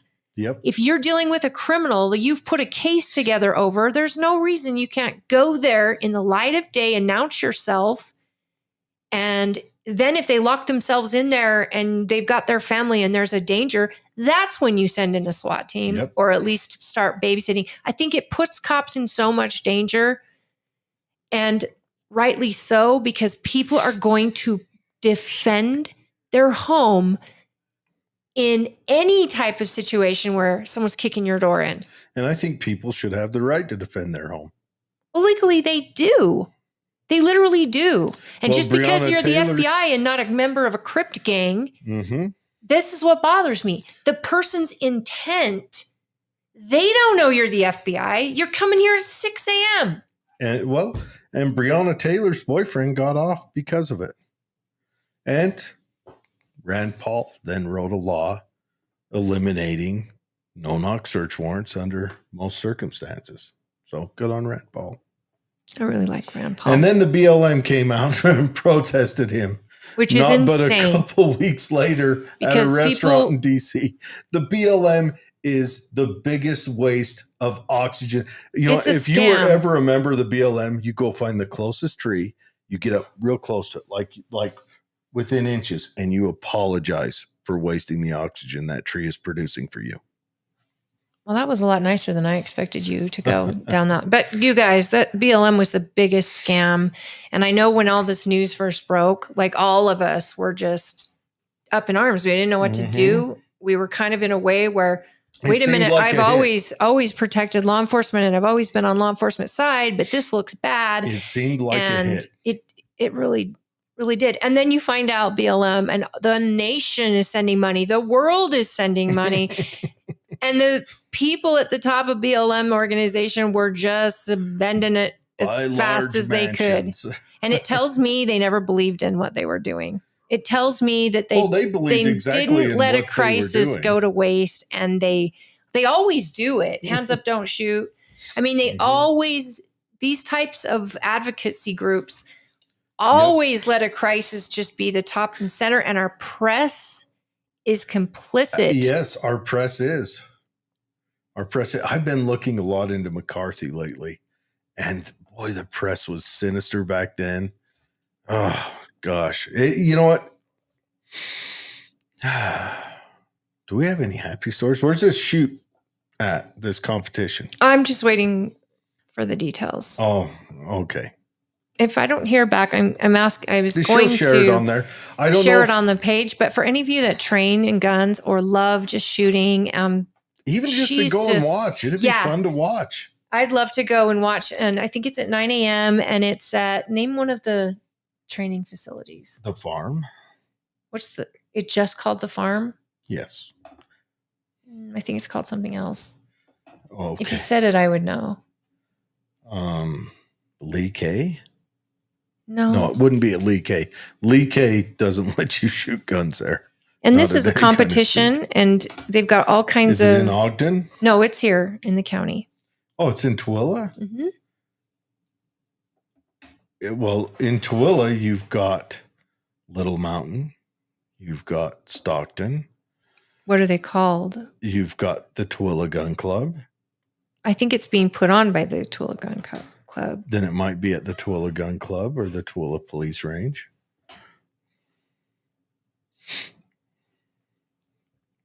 I don't know. Keep Anyways, talking though. that- I just that'd thought be of fun. you because I mean you would be. Heck, I'd love to Great. go watch. And this is the county's vice chair? This is my party Yeah, vice. She's my secretary or your for the secretary. GOP. Outstanding. She's amazing. Like she's been doing this all quiet, and then she brings it up in one of our meetings, and I'm like, wait a minute, you're competitive shooting, and she's like, yeah, it's gonna be so neat. She doesn't like the limelight, so I'm sorry, Christina, that I'm Oh, putting Christina, you I'll be out there on with blast. I'm But gonna I get a knew I was poster. talking to the right guy because I'll go there. I'll be your biggest supporter. I'll be out there screaming her. I don't know what she looks like. What does she look like? she's adorable. She's a little short, Well, what But color is she's her hair? So brown. Okay. I'll be screaming for the brown-haired lady. Long hair or short hair? It's like here. That's long hair. All right. I'll be screaming for the brown-haired. There's not, I don't know. You wouldn't know. I'll show you a picture of her. Yeah, we can deal with that later. But Tooele no, Gun Cup that's event outstanding. July. I think. I swear that this would We'll be. find out where it is. We'll post it on our page. Yeah, I'll definitely go watch a competition any day. I figured you would. Yeah. And I told her I wanted to talk about it on the show. I wanted her to come on the show, and she was like, "Oh, I don't know if I want to be."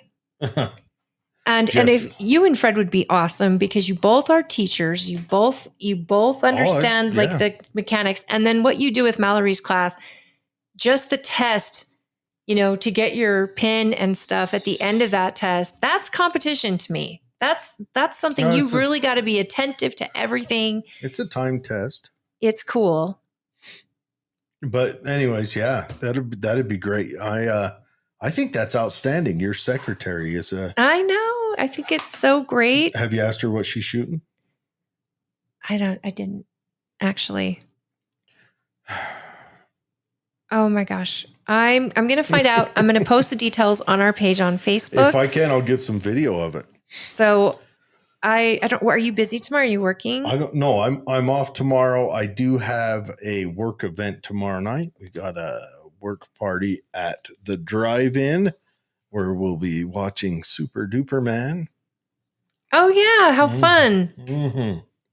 I know they have a sign out that says no outside food or drink allowed. And I was like, it's a drive-in. Yeah. Well, they don't, but Are they doing searches in your car? I got a story. All right. We got a fun time here in a second. But at the drive-in, we take a barbecue and we cook hot dogs, but we rent the whole drive-in. So that's cool. Years and years ago, I used to do you remember when they had the Dusk Till Dawn nights? Yeah. I used to do security for that. And so I'd hang out and walk around all night long. And my girlfriend at the time was doing security for that also. And I'm doing the walk around and she's working the gate with he used to be a deputy out here, Bird. And they're working the gate. And this little car pulls up with 3 teenage boys in it. And she starts going through it, looking for drugs and stuff, alcohol, obviously. And she comes out from under the seat with a glass cylinder about yay long, about a foot long, and it has a tube that comes out of the end of it.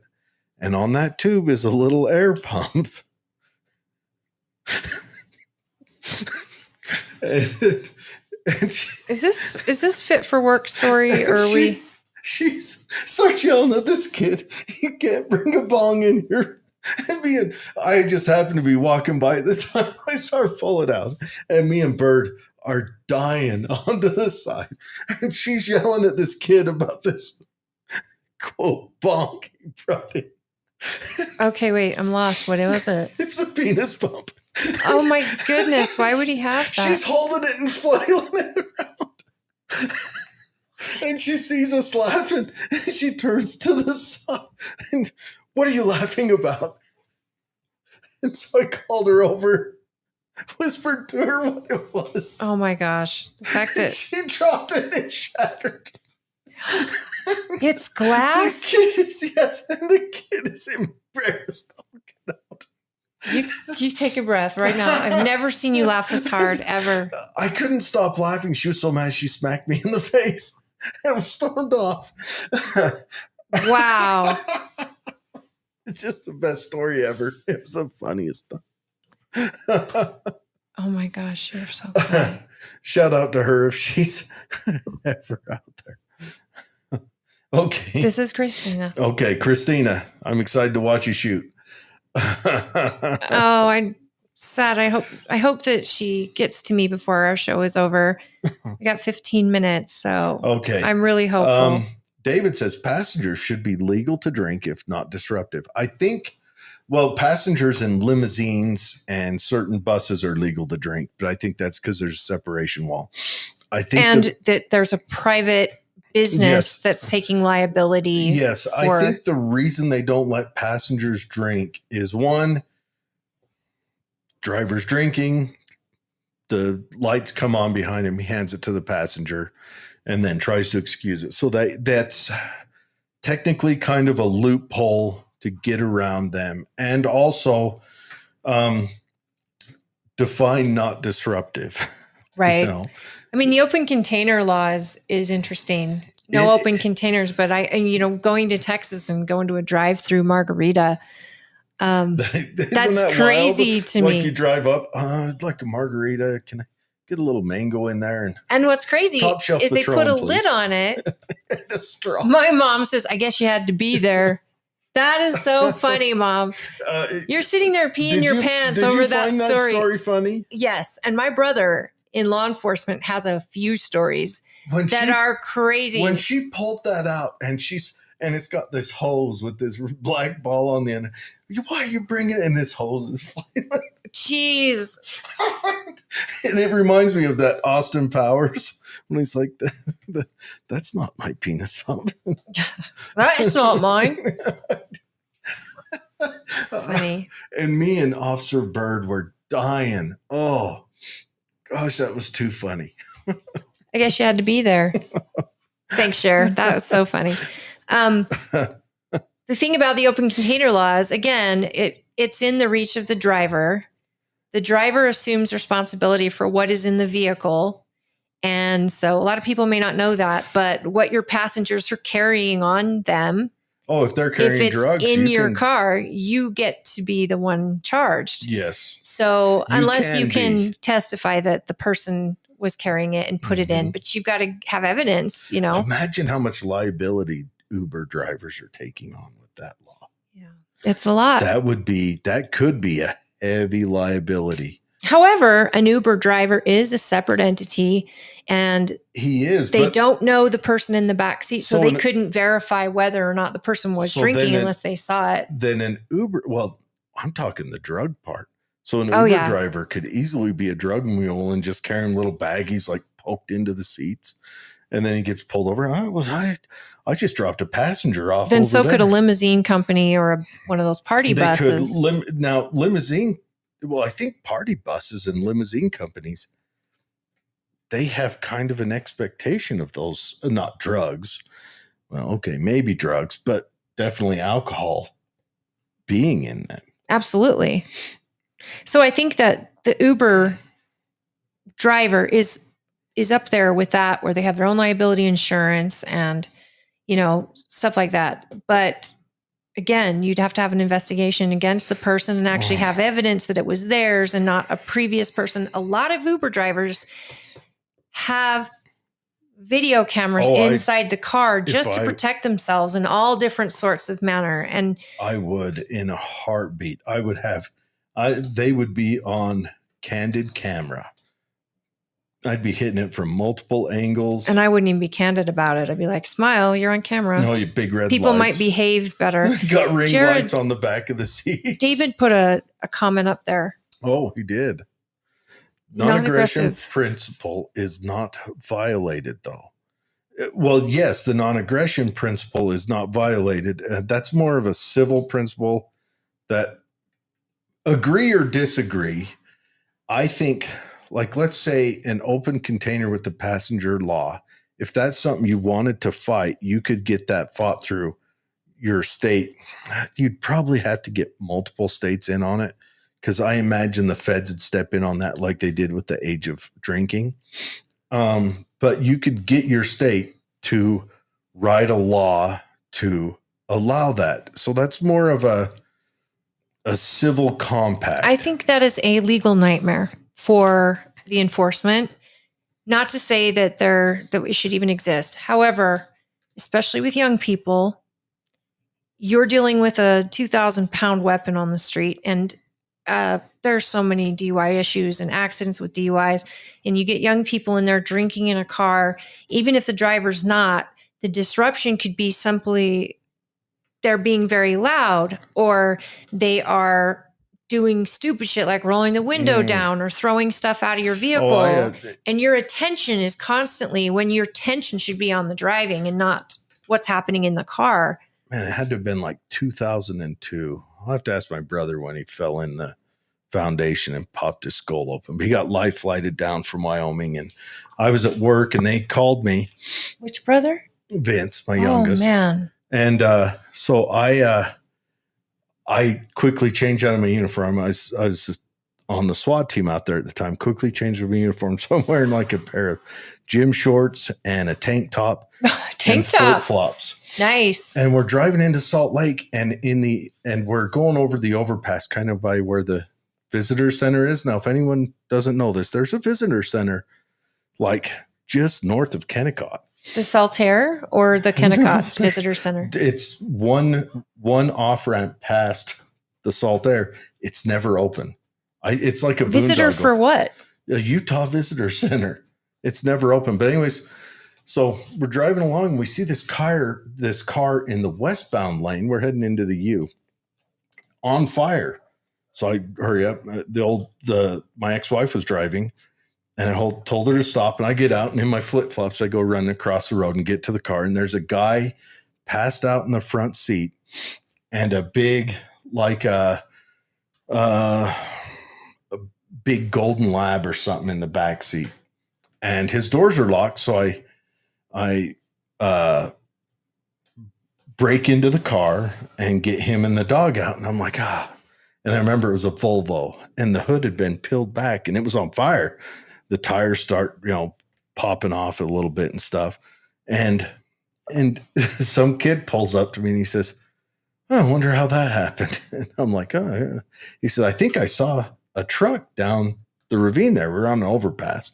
So I go running down I go tumbling down the ravine. Again, I was in flip-flops. So I spent a little bit of time on the face slide down the side of that overpass and get down there. And a drunk guy had come up under the bumper of a Ford pickup, and the bumper went right up the hood and peeled the hood back and peeled off the fuel rail, which is what started the fire. It was still pumping fuel and it just fired. And the truck had rolled and went down the side of the ravine. And so I got helped that guy out down there. But the truck hit the bottom of the ravine and ran into, I remember the guy had a 60s Buick Skylark in immaculate condition. And he was just a vagabond. He just drove around the country. He was an older guy and he didn't have a job. That's what he did. It was a weird night. Anyways, but yeah, drunk driving. I think drunk driving crosses over, that story leads to me saying this. Drunk driving crosses over a non-aggression principle if you're looking at it from a libertarian standpoint, where you're doing reckless behavior. Does reckless behavior land you in a state of aggression sometimes? Not only that, but that behavior immediately takes your life into a dangerous place, even unintentionally, mind you. But if libertarians believe live and let live, a drunk driver isn't in the right state of mind, and they kill victims. Yes. Well, the bad thing is that guy in that pickup truck at the bottom of the hill had 3 cracked ribs, a broken femur, a broken hip, and a broken tibia.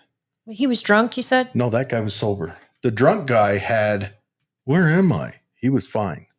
Oh, they always are. The guy that got knocked down the side of the hill because a drunk guy hit him, and it was like 9 at night, was the drunk driver was fine. The other guy that was just coming home from work was not.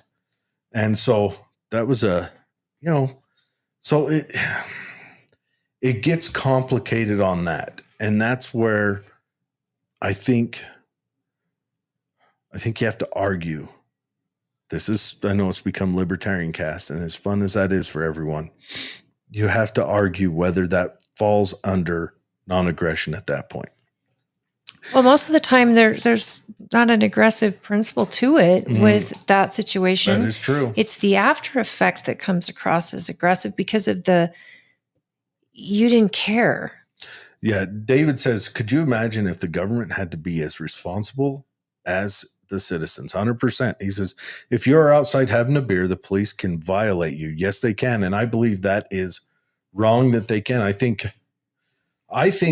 the approach for public intoxication just on the status of someone having a beer is wrong. I think laws should be written so that the police have to witness you doing an intoxicated action, an action that is bad.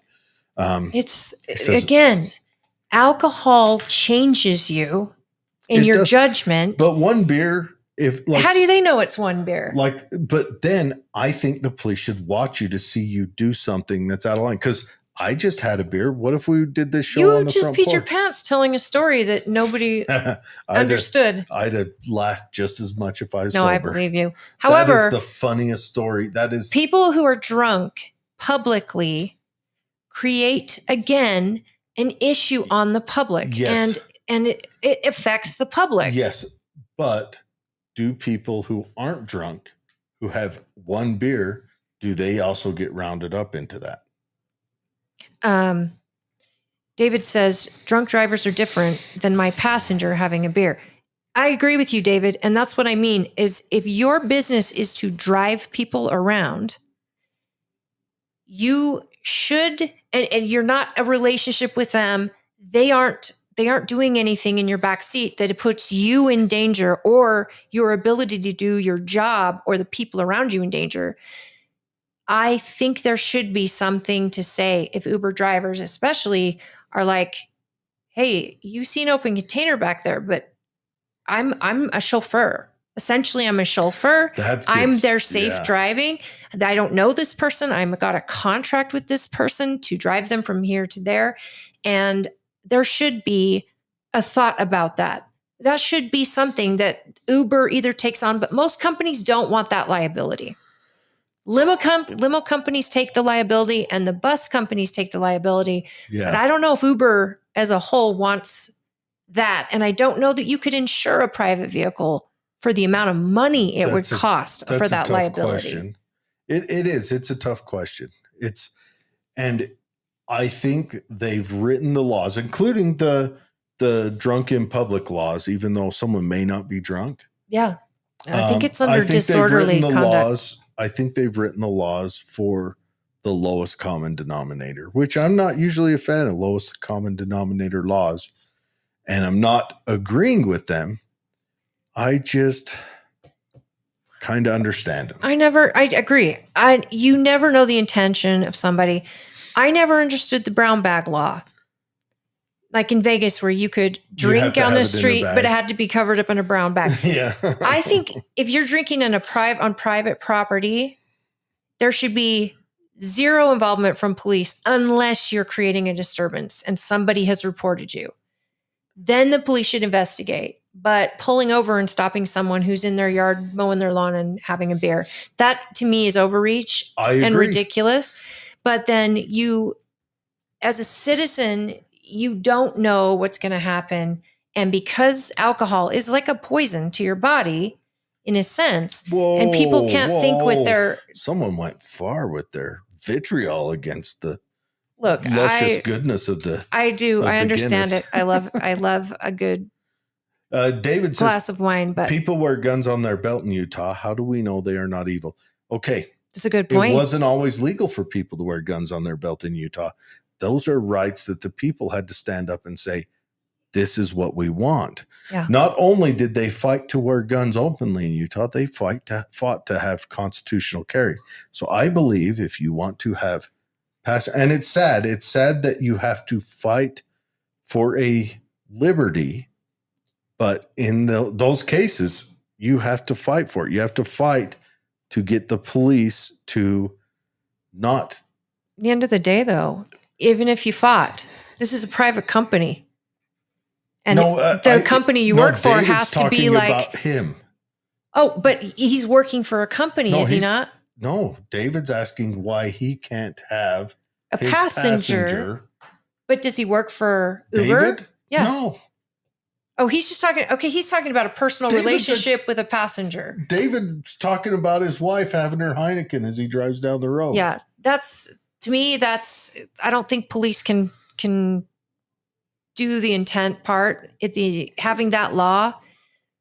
What if she decides to get angry and take your attention away? Like Patricia? Never. I know. What? Never. There's a reason the law exists, of course. Why in Utah is it 0.05? But considered drunk driving, where everywhere else is 0.08. But my point is that one always baffles me. Is like with the gun law, it has to be something that a number of people have to fight and vote for. You have to fight to get it in there. You have to vote to get it on ballots. You have to vote people who want to get it on ballots. And most people won't bring this on ballots. And sadly, like the gun law, maybe it should be something. It's all about me, Holly. That needs to be assumed. I miss you, dude. But you have to fight for it. He says in Italy, all your passengers had a beer in their hands. Probably the driver, though, too. Again, this affects everyone around you. If you make some stupid mistake or one of your passengers takes your attention and you make a mistake. I want to say something. In Italy, unless you're ultra wealthy, you're driving an Italian car. Oh, geez. Let's face it, that car ain't running. It's probably barely alive. How dare you? How dare you? Italy is a fine country. Yes, a fine country. I just don't, in Italy, you can drink wine as a kid at the table. Like it's a staple. Alcohol is like a built-in staple to the culture in Europe. I remember being in Germany and they brought out the Wiese or whatever, this Greek shot. Tastes terrible. But we had just had dinner and it was over and they bring it out and everybody drinks it, including the young people. And I'm like, tasted like Everclear to me. I'm like, whoa. It's good stuff, huh? But it's just in France, you see tables of people drinking wine, even little ones.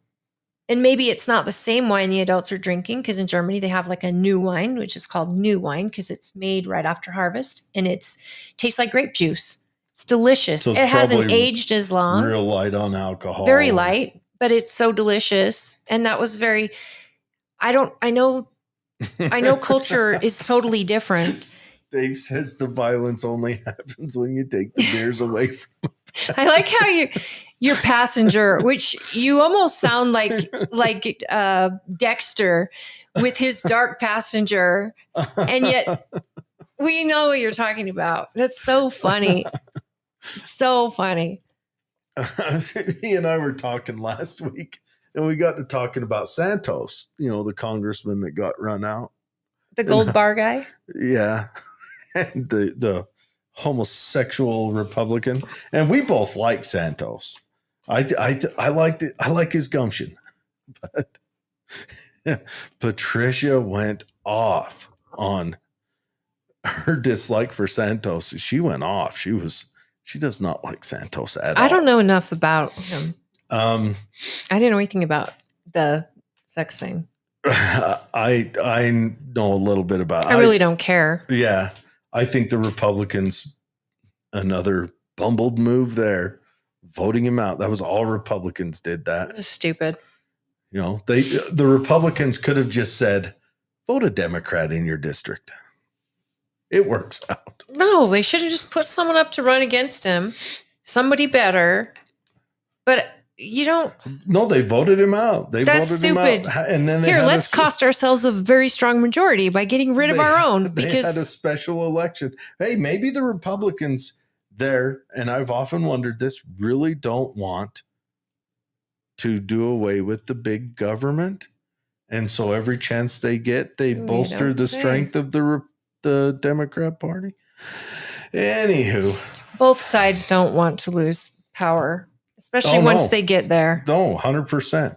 I don't know what happens. They get elected to a national seat, and all of a sudden, it's like they're walking this fine line about making sure you're true to your constituents, but at the same time, your party has, you got to be true to them because you want to keep the seat that you have. You appear true to your the perception. I don't know. I mean, I think that's why I want to see Celeste a vote Malloy, timer. I use her as an example all the time, but as our congresswoman, she's highly engaged when she's home. Mm-hmm. And she's on the phone with constituents. She's meeting with local municipalities. I see her actively working. So I can't say that it's everybody, but I'm sure there's a fine line she's walking, because you step out of line against the party, you're in trouble. You step out of line against your constituents, you're in trouble. That's the only one you should care about, brutally honest. It should be about your constituents. But even then, your constituents aren't going to agree. The party can make up for constituent loss through money for advertisements. Yeah. And the party is needed to keep an incumbent seat more times than not. So you got to play party line. But your constituents aren't going to agree, even if you're a Trump supporter. Look how divided Trump supporters are right now. Look at how about she got this Epstein thing. How she got it in Salt Lake when she went to that Salt Lake. Absolutely. She got hammered in Salt Lake. And I've seen Chris Stewart go through the same thing in Davis County. Yeah. And it was the only town hall I had been at in my life where I did not feel safe. And I didn't think my congressman was safe. And we were on top in a building above the police department, and I didn't feel safe because it was after hours. No one was really down there. And I was like, I don't think you're safe walking to your car. And he's like, I'm safe. But I didn't feel safe. So I went with him to the parking lot.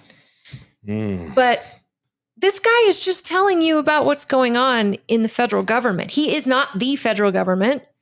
Celeste Malloy and, oh my gosh, I forgot his name, from Mike Kennedy from Utah County. These folks aren't the government.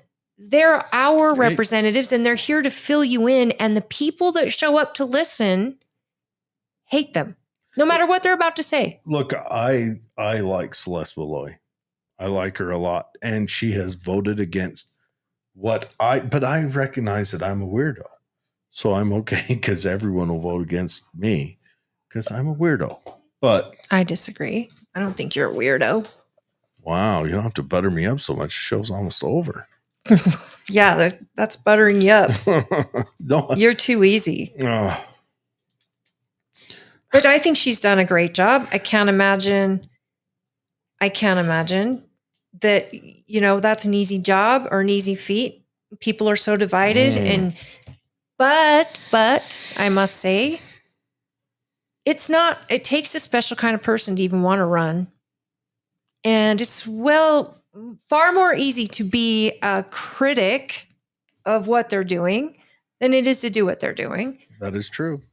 Yeah, David, he definitely card carrying member. That's the trick. But again, you have to have a little bit of crazy, I think, to go into politics in that role of being the representative. I really believe that. And I think most people go in with great intentions or not.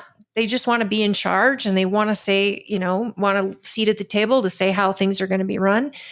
And in that climb through politics, sometimes people lose sight of who they're working for and what their job actually is, and especially on the federal level. And I think that Celeste has made a good job at hearing her people. I really do. And I think her intent was right. Well, and also while they're there, they listen to the the voices they probably hear the most, and that might be our fault. Maybe we're Yes. not reaching out enough, are the voices from the Washington area. Well, are they from lobbyists? Are they from their Lobbyists. constituents? How about the Their- electeds Their in their- office people. in their district? So the local municipality, electeds. And how about the businesses in the municipalities? Like, who are they listening to? And as citizens, Mhm. are we reaching out? Now, Jeff says, does your argument work with Romney and Curtis, which is Romney 2.0? Here's what I know about Curtis since he was elected. I get an update from his campaign every month, sometimes twice a month, that tells me the stuff he's working on and asks for information. I think that's great. I never got a word from Romney after he was elected. And Romney was a great person, like, to meet with, to talk to. He was so friendly, so kind. But he got there and he was an island. His constituents, even if we said something, he didn't listen. And I mean, being booed at our convention just empowered him, emboldened him never to go to a convention again, and to even be more distant from the conservatives, who some voted for him to be there. Not all of us. John Curtis ends up winning, and he continually is updating people that want to be on that list. I don't know, because John Curtis has only been in for 6 months or whatever. But I don't know if is a Romney type guy. But I do know that according to the House votes, he was the most conservative voter in the House when he was in Congress. Now he's in the Senate. We haven't seen a lot from him, but the stuff that he's working on is absolutely Utah friendly. The nuclear energy, for one. That one I'm down with. I don't know. There's not a lot of other topics he's been out on, really. And let's face it, I'm not the person to ask if you should trust your elected officials. In fact, you should never just trust them. You should engage with them always. And Curtis has been, like I said, he's been pretty open about what he's working on. But the difference is Romney actively went against our president. He was actively going against Trump's whole campaign. Once in office, he was, we should definitely impeach him. For what? Do you think Romney was going along with the Salt Lake County constituent, the Utah County constituent? This is just a thought, but I think Romney was so pissed at Trump's ridiculous accusations and things when he was running, when Trump was like, I can't get on board with the guy, that I don't believe he's got the character to be a president, yada, yada. I think he was so personally offended by Trump that he made it personal and he didn't care. And he used Utah and our conservative values as almost like a shield for his activities, until he realized the constituents were not happy with his behavior. Yeah, the Mormon. And then it was like, screw Utah, screw the constituents, screw Donald Trump. I'm not going to run again after this, which we don't know when he decided not to run again. But I think he just figured, I'm going to get mine while I'm here, and then I'm out. And I don't care if you like me or not. Was Curtis a Green New Deal guy? Oh, no. Curtis was on the environmental board. I do know Curtis went to Europe and told them that their goal for net zero, he said that's not going to work. He actually not only did that, but I remember he convinced the board to give him a seat at the table, where he told them, you cannot go no gas, no fuel in the future. You need to have a hybrid version where you've got energy coming from all different sources, because we are not there yet. And I think he was the one Republican that was even invited to the event, and then got a lot of people to go, okay, so Yeah, it's not productive to say 2030 we need to end this energy crisis or whatever it was. And he actually had their ears and their respect, which was rare for a Republican to be brought in. It didn't look good from Republican side, like what is he doing on the climate change caucus? But then what you found out from the climate change caucus is he was changing minds. And he was doing so respectfully, reaching across the aisle and just honestly. And he was telling him, you don't have the energy and you're going to cost people so much money. Well, I'll tell you what, if they went through with the net zero like everyone wants to, housing would be very cheap because we would lose a third of the population in a year. Sad to say, but David says nuclear is very important topic for Utah. I think nuclear really, Utah has a lot of ability to. Utah has a lot of the ability to not just make nuclear, but to produce it and ship it out and everything else. We do have to jump through a lot of regulation for that. You know what, Jeff? You say he insisted on keeping the government money for wind and solar. Yes, and he did this again. He wanted a hybrid. He didn't want to stop drilling and all of that. He wanted us to be energy independent, but also keep working on the technologies that were an option, because I think he believes that that resource will run out, or that until we find something better, we need that to back our economy. Back or bolster. Either maybe. way, I don't know. You've got people who truly believe in the solar and who truly believe in wind, and you've got to be able to come and be welcome to this discussion. But you've got to have answers. I get it. After reading about this this documentary, Frankenskies, where they talk about how long they've been putting aluminum in the atmosphere to block out the sun. Do you know? I know people with solar panels that are saying that over the last year or 2 years, they're not producing the solar energy that they were used to. Yeah. And there's a direct correlation with cloud seeding and that aluminum stuff that is, if it blocks the sun, then your solar energy is garbage. Yeah, I think we should definitely tell Bill Gates you're not allowed to do any of these great big things, or tell everyone Bill you're Gates not allowed is a prime person. You're not allowed to do these big things. You can't.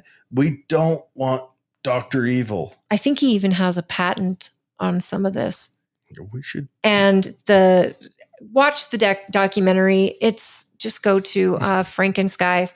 I listened to a podcast today where they interviewed the guy and got into these details. They talk about Hawaii. They talk about the fires, about the farmers. And the one rule he said is just look up, pay attention to the patterns, and then pay attention to the weather. And if the government has the ability to control the weather, why aren't they not improving hurricanes or making them worse and stronger and causing all these destruction? Why aren't they giving California more rain? Hell, giving Arizona more rain, giving Utah more snow, places that would actually help. Now, Florida, DeSantis has said nothing gets in the sky without acknowledgement to the government. We want to know what's flying over our skies because we do not want this cloud seeding hurricane manipulation. But they don't believe they're coming out of airports. These planes are taking off out of military bases. If there's even a pilot, they believe they're mostly drones. Wyoming. They don't need a manned pilot. And why? Because it's too much liability to have people talking about it. Yeah. Wyoming actually wrote a law that they can't do weather modification in 2017 or 16, but they updated it so that there are permits for it now. Again, if you had a fire happening in your state that is just devastating your state, and you can actually make rain, then wow. Yeah. Let's get this fire out. Do you read David's comment there? We can have the homeless people build the solar panels at the help camp.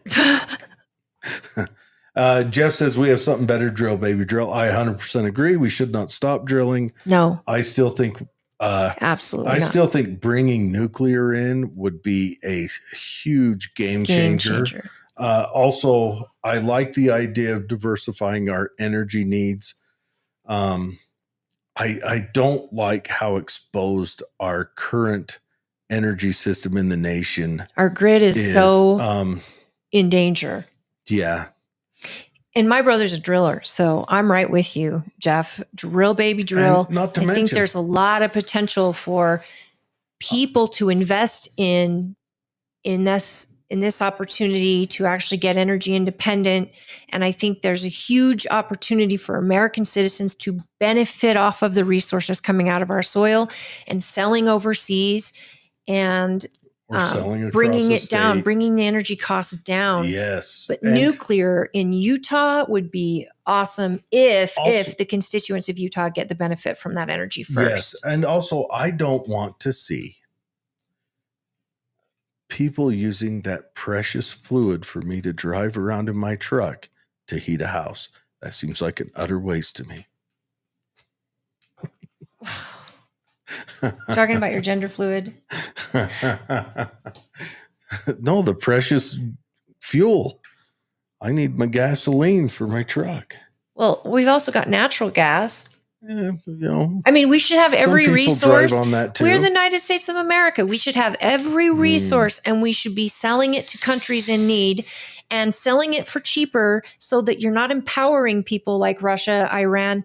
You're actually doing a free market, pricing, and you're helping the countries. Germany, for example, and their energy's through the roof. No, Germany signed up for that. They did, stupidly, but the citizenry didn't. And they're the ones paying for it. I mean, that is true. We did put the Marshall Plan on them, which we didn't bomb their pipeline. Cut the madness off of their men, so their men gave up, and now they're a feminized nation of. I disagree. My family's from there, so you be nice. Yeah, your husband had to leave. It's too manly for that place. Shit, I'm surprised if when you go back, this country doesn't surrender to him. I love Germany. Ich liebe Deutschland. Anyways, that's the show, guys. It was fun. Hey, Jeff and David and Jordan and Cher, thank you for your comments. This was a really fun show. Mm-hmm. And next week, we are planning on having Brad and Kay Pratt on to talk about the mayor race and about the executive order signed by Governor Cox regarding zoning and building of developments. The race will be over by next week. Are you sure? I think it's not done until like the 12th of August. Well, everyone's already got their ballots. Yeah. Well, and I just noticed some things in this race. Again, this isn't my city race; it's yours. But I think the issues going on in all cities across the country are relevant. So if we can get some insight on someone who wants to be mayor of this city, we want to know. Taxes going up for one, business development coming in, homeless issues going on, and all the topics we talked about, on a smaller scale, local, they affect all of us, no matter where we live. We just have to get engaged. Oh my gosh, David, too much high fructose corn syrup. Can I just say that when RFK announced that they were for Coca-Cola announced that they were going to go back to cane sugar, like the Coke, Mexican Coke is what you call it. It's the best Coke on the planet. Mexico doesn't allow high fructose corn syrup in their Coke. So Coca-Cola said, we're going to do cane sugar in the United States and we're going to change the recipe here for the United States. Then you see reports about corn farmers getting upset and needing subsidies, which most of the corn farmers were getting subsidies to create the high fructose corn syrup. Again, let's harken back to FDR. FDR kicked all that off. Jeff says, I've heard there's a nuclear testing building going on in the swell. Not like bombs, but a nuclear visibility test. Viability, sorry. It's near the Emory exit. I'm sure there is. I think there's a lot of uranium down that way. And do you have a Bitcoin savings plan yet in Tooele? I think that's a great question to ask someone running for mayor. And I think it's a great question to ask for anyone in government because Bitcoin is here. I think it just had a record level that it hit, right? Holly likes I Mexican do like Coke. Mexican Coke. Thanks, Jeff. I love If that you haven't Mexican had Coke. it, and they serve it in a glass bottle, If and you- it's just so good. If you go to a Mexican restaurant and you ask for a soda, they will sometimes ask you, do you want it in the bottle or fountain? And if you get it in the bottle, it's Coke made with pure cane sugar. And I will say this. They do call it Mexican Coke.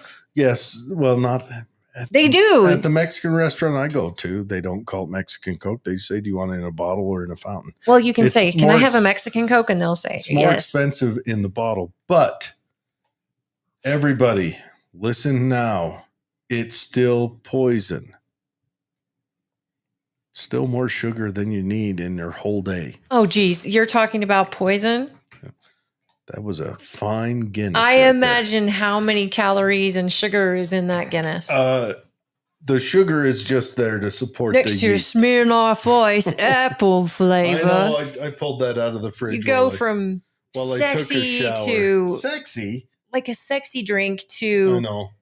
a black tar beer. Like That you're was- all over the place. That was my shower beer right there. It's too sweet. Does it come with a straw? I think it's an option, and no paper straws either. You want that. You want that real. It's Canadian Coke also, and every other country in the world. Well, yes, you got to go back to FDR when FDR was paying farmers to burn their crops, subsidizing farmers to burn their crops to keep crop prices high so that he could stop the Great Depression, which only extended an extra 12 years. Everyone, let's remember, FDR did everything he could to make the Great Depression last longer, and he succeeded. FDR was a troublemaker. FDR is the second worst president we have ever had. Who's the first? Biden? No, Who's the worst? Wilson. Wilson. 100%. Biden, I don't think registers on good or bad. He was asleep. Well, his administration wasn't. They were hard at work.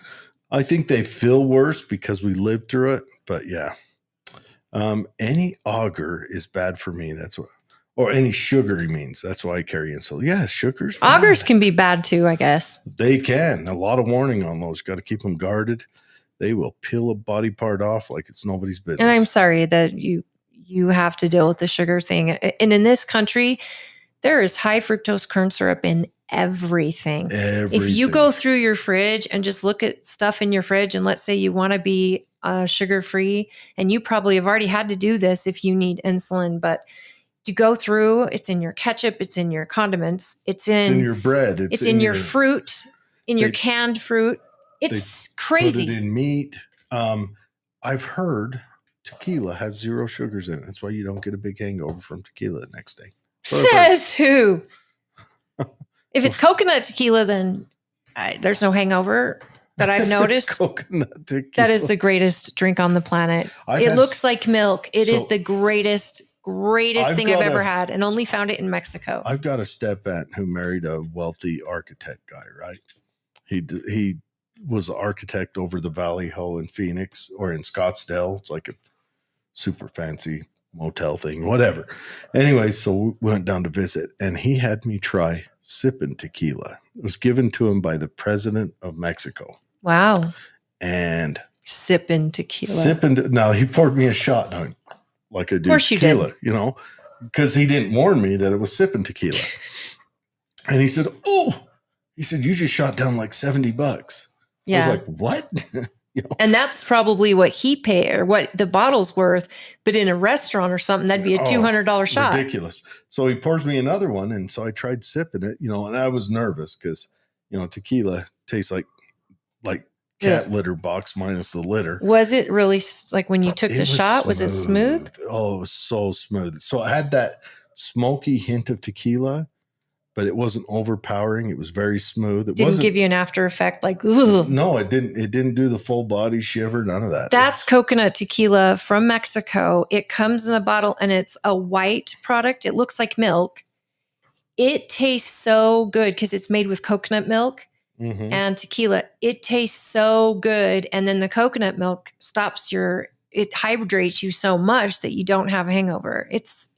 But I've only ever seen it in Mexico. And I have friends that go to Mexico. Hi, Dave and Misty.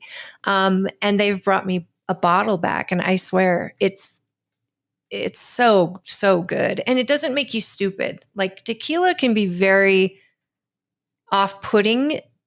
Certain people don't do well. It's a different kind of drunk. A different high. You're right. I know. I like tequila just fine. Bread. Bread is High fructose corn syrup. yeah. Well, it's not just that, but bread is all. I mean, let's face it. It's grain sugars all the way through. Bread is delicious. Bread is delicious. There's a sugar law that is Especially in when place it's in that does liquid this form. to our food. Yeah, I'm hoping RFK Jr.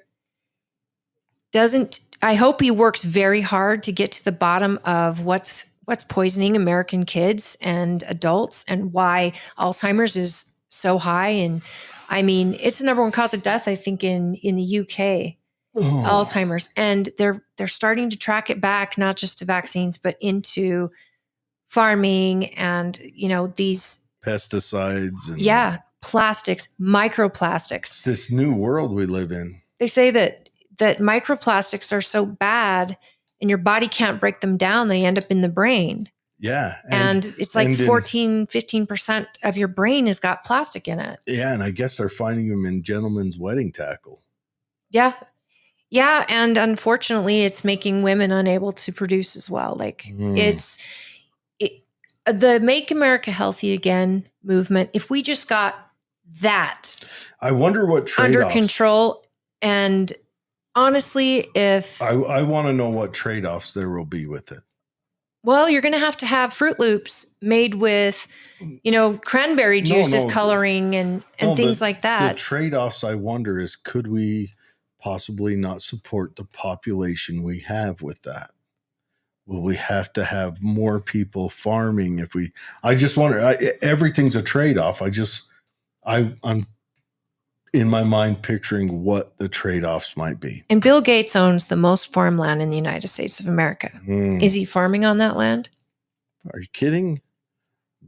It'd be farming stuff you don't want if he Body farm, maybe. Yeah. Dave says, not if Marco Rubio is in power. He's a big culprit of corn syrup communism. Interesting. Right. I didn't hear that before. Yeah.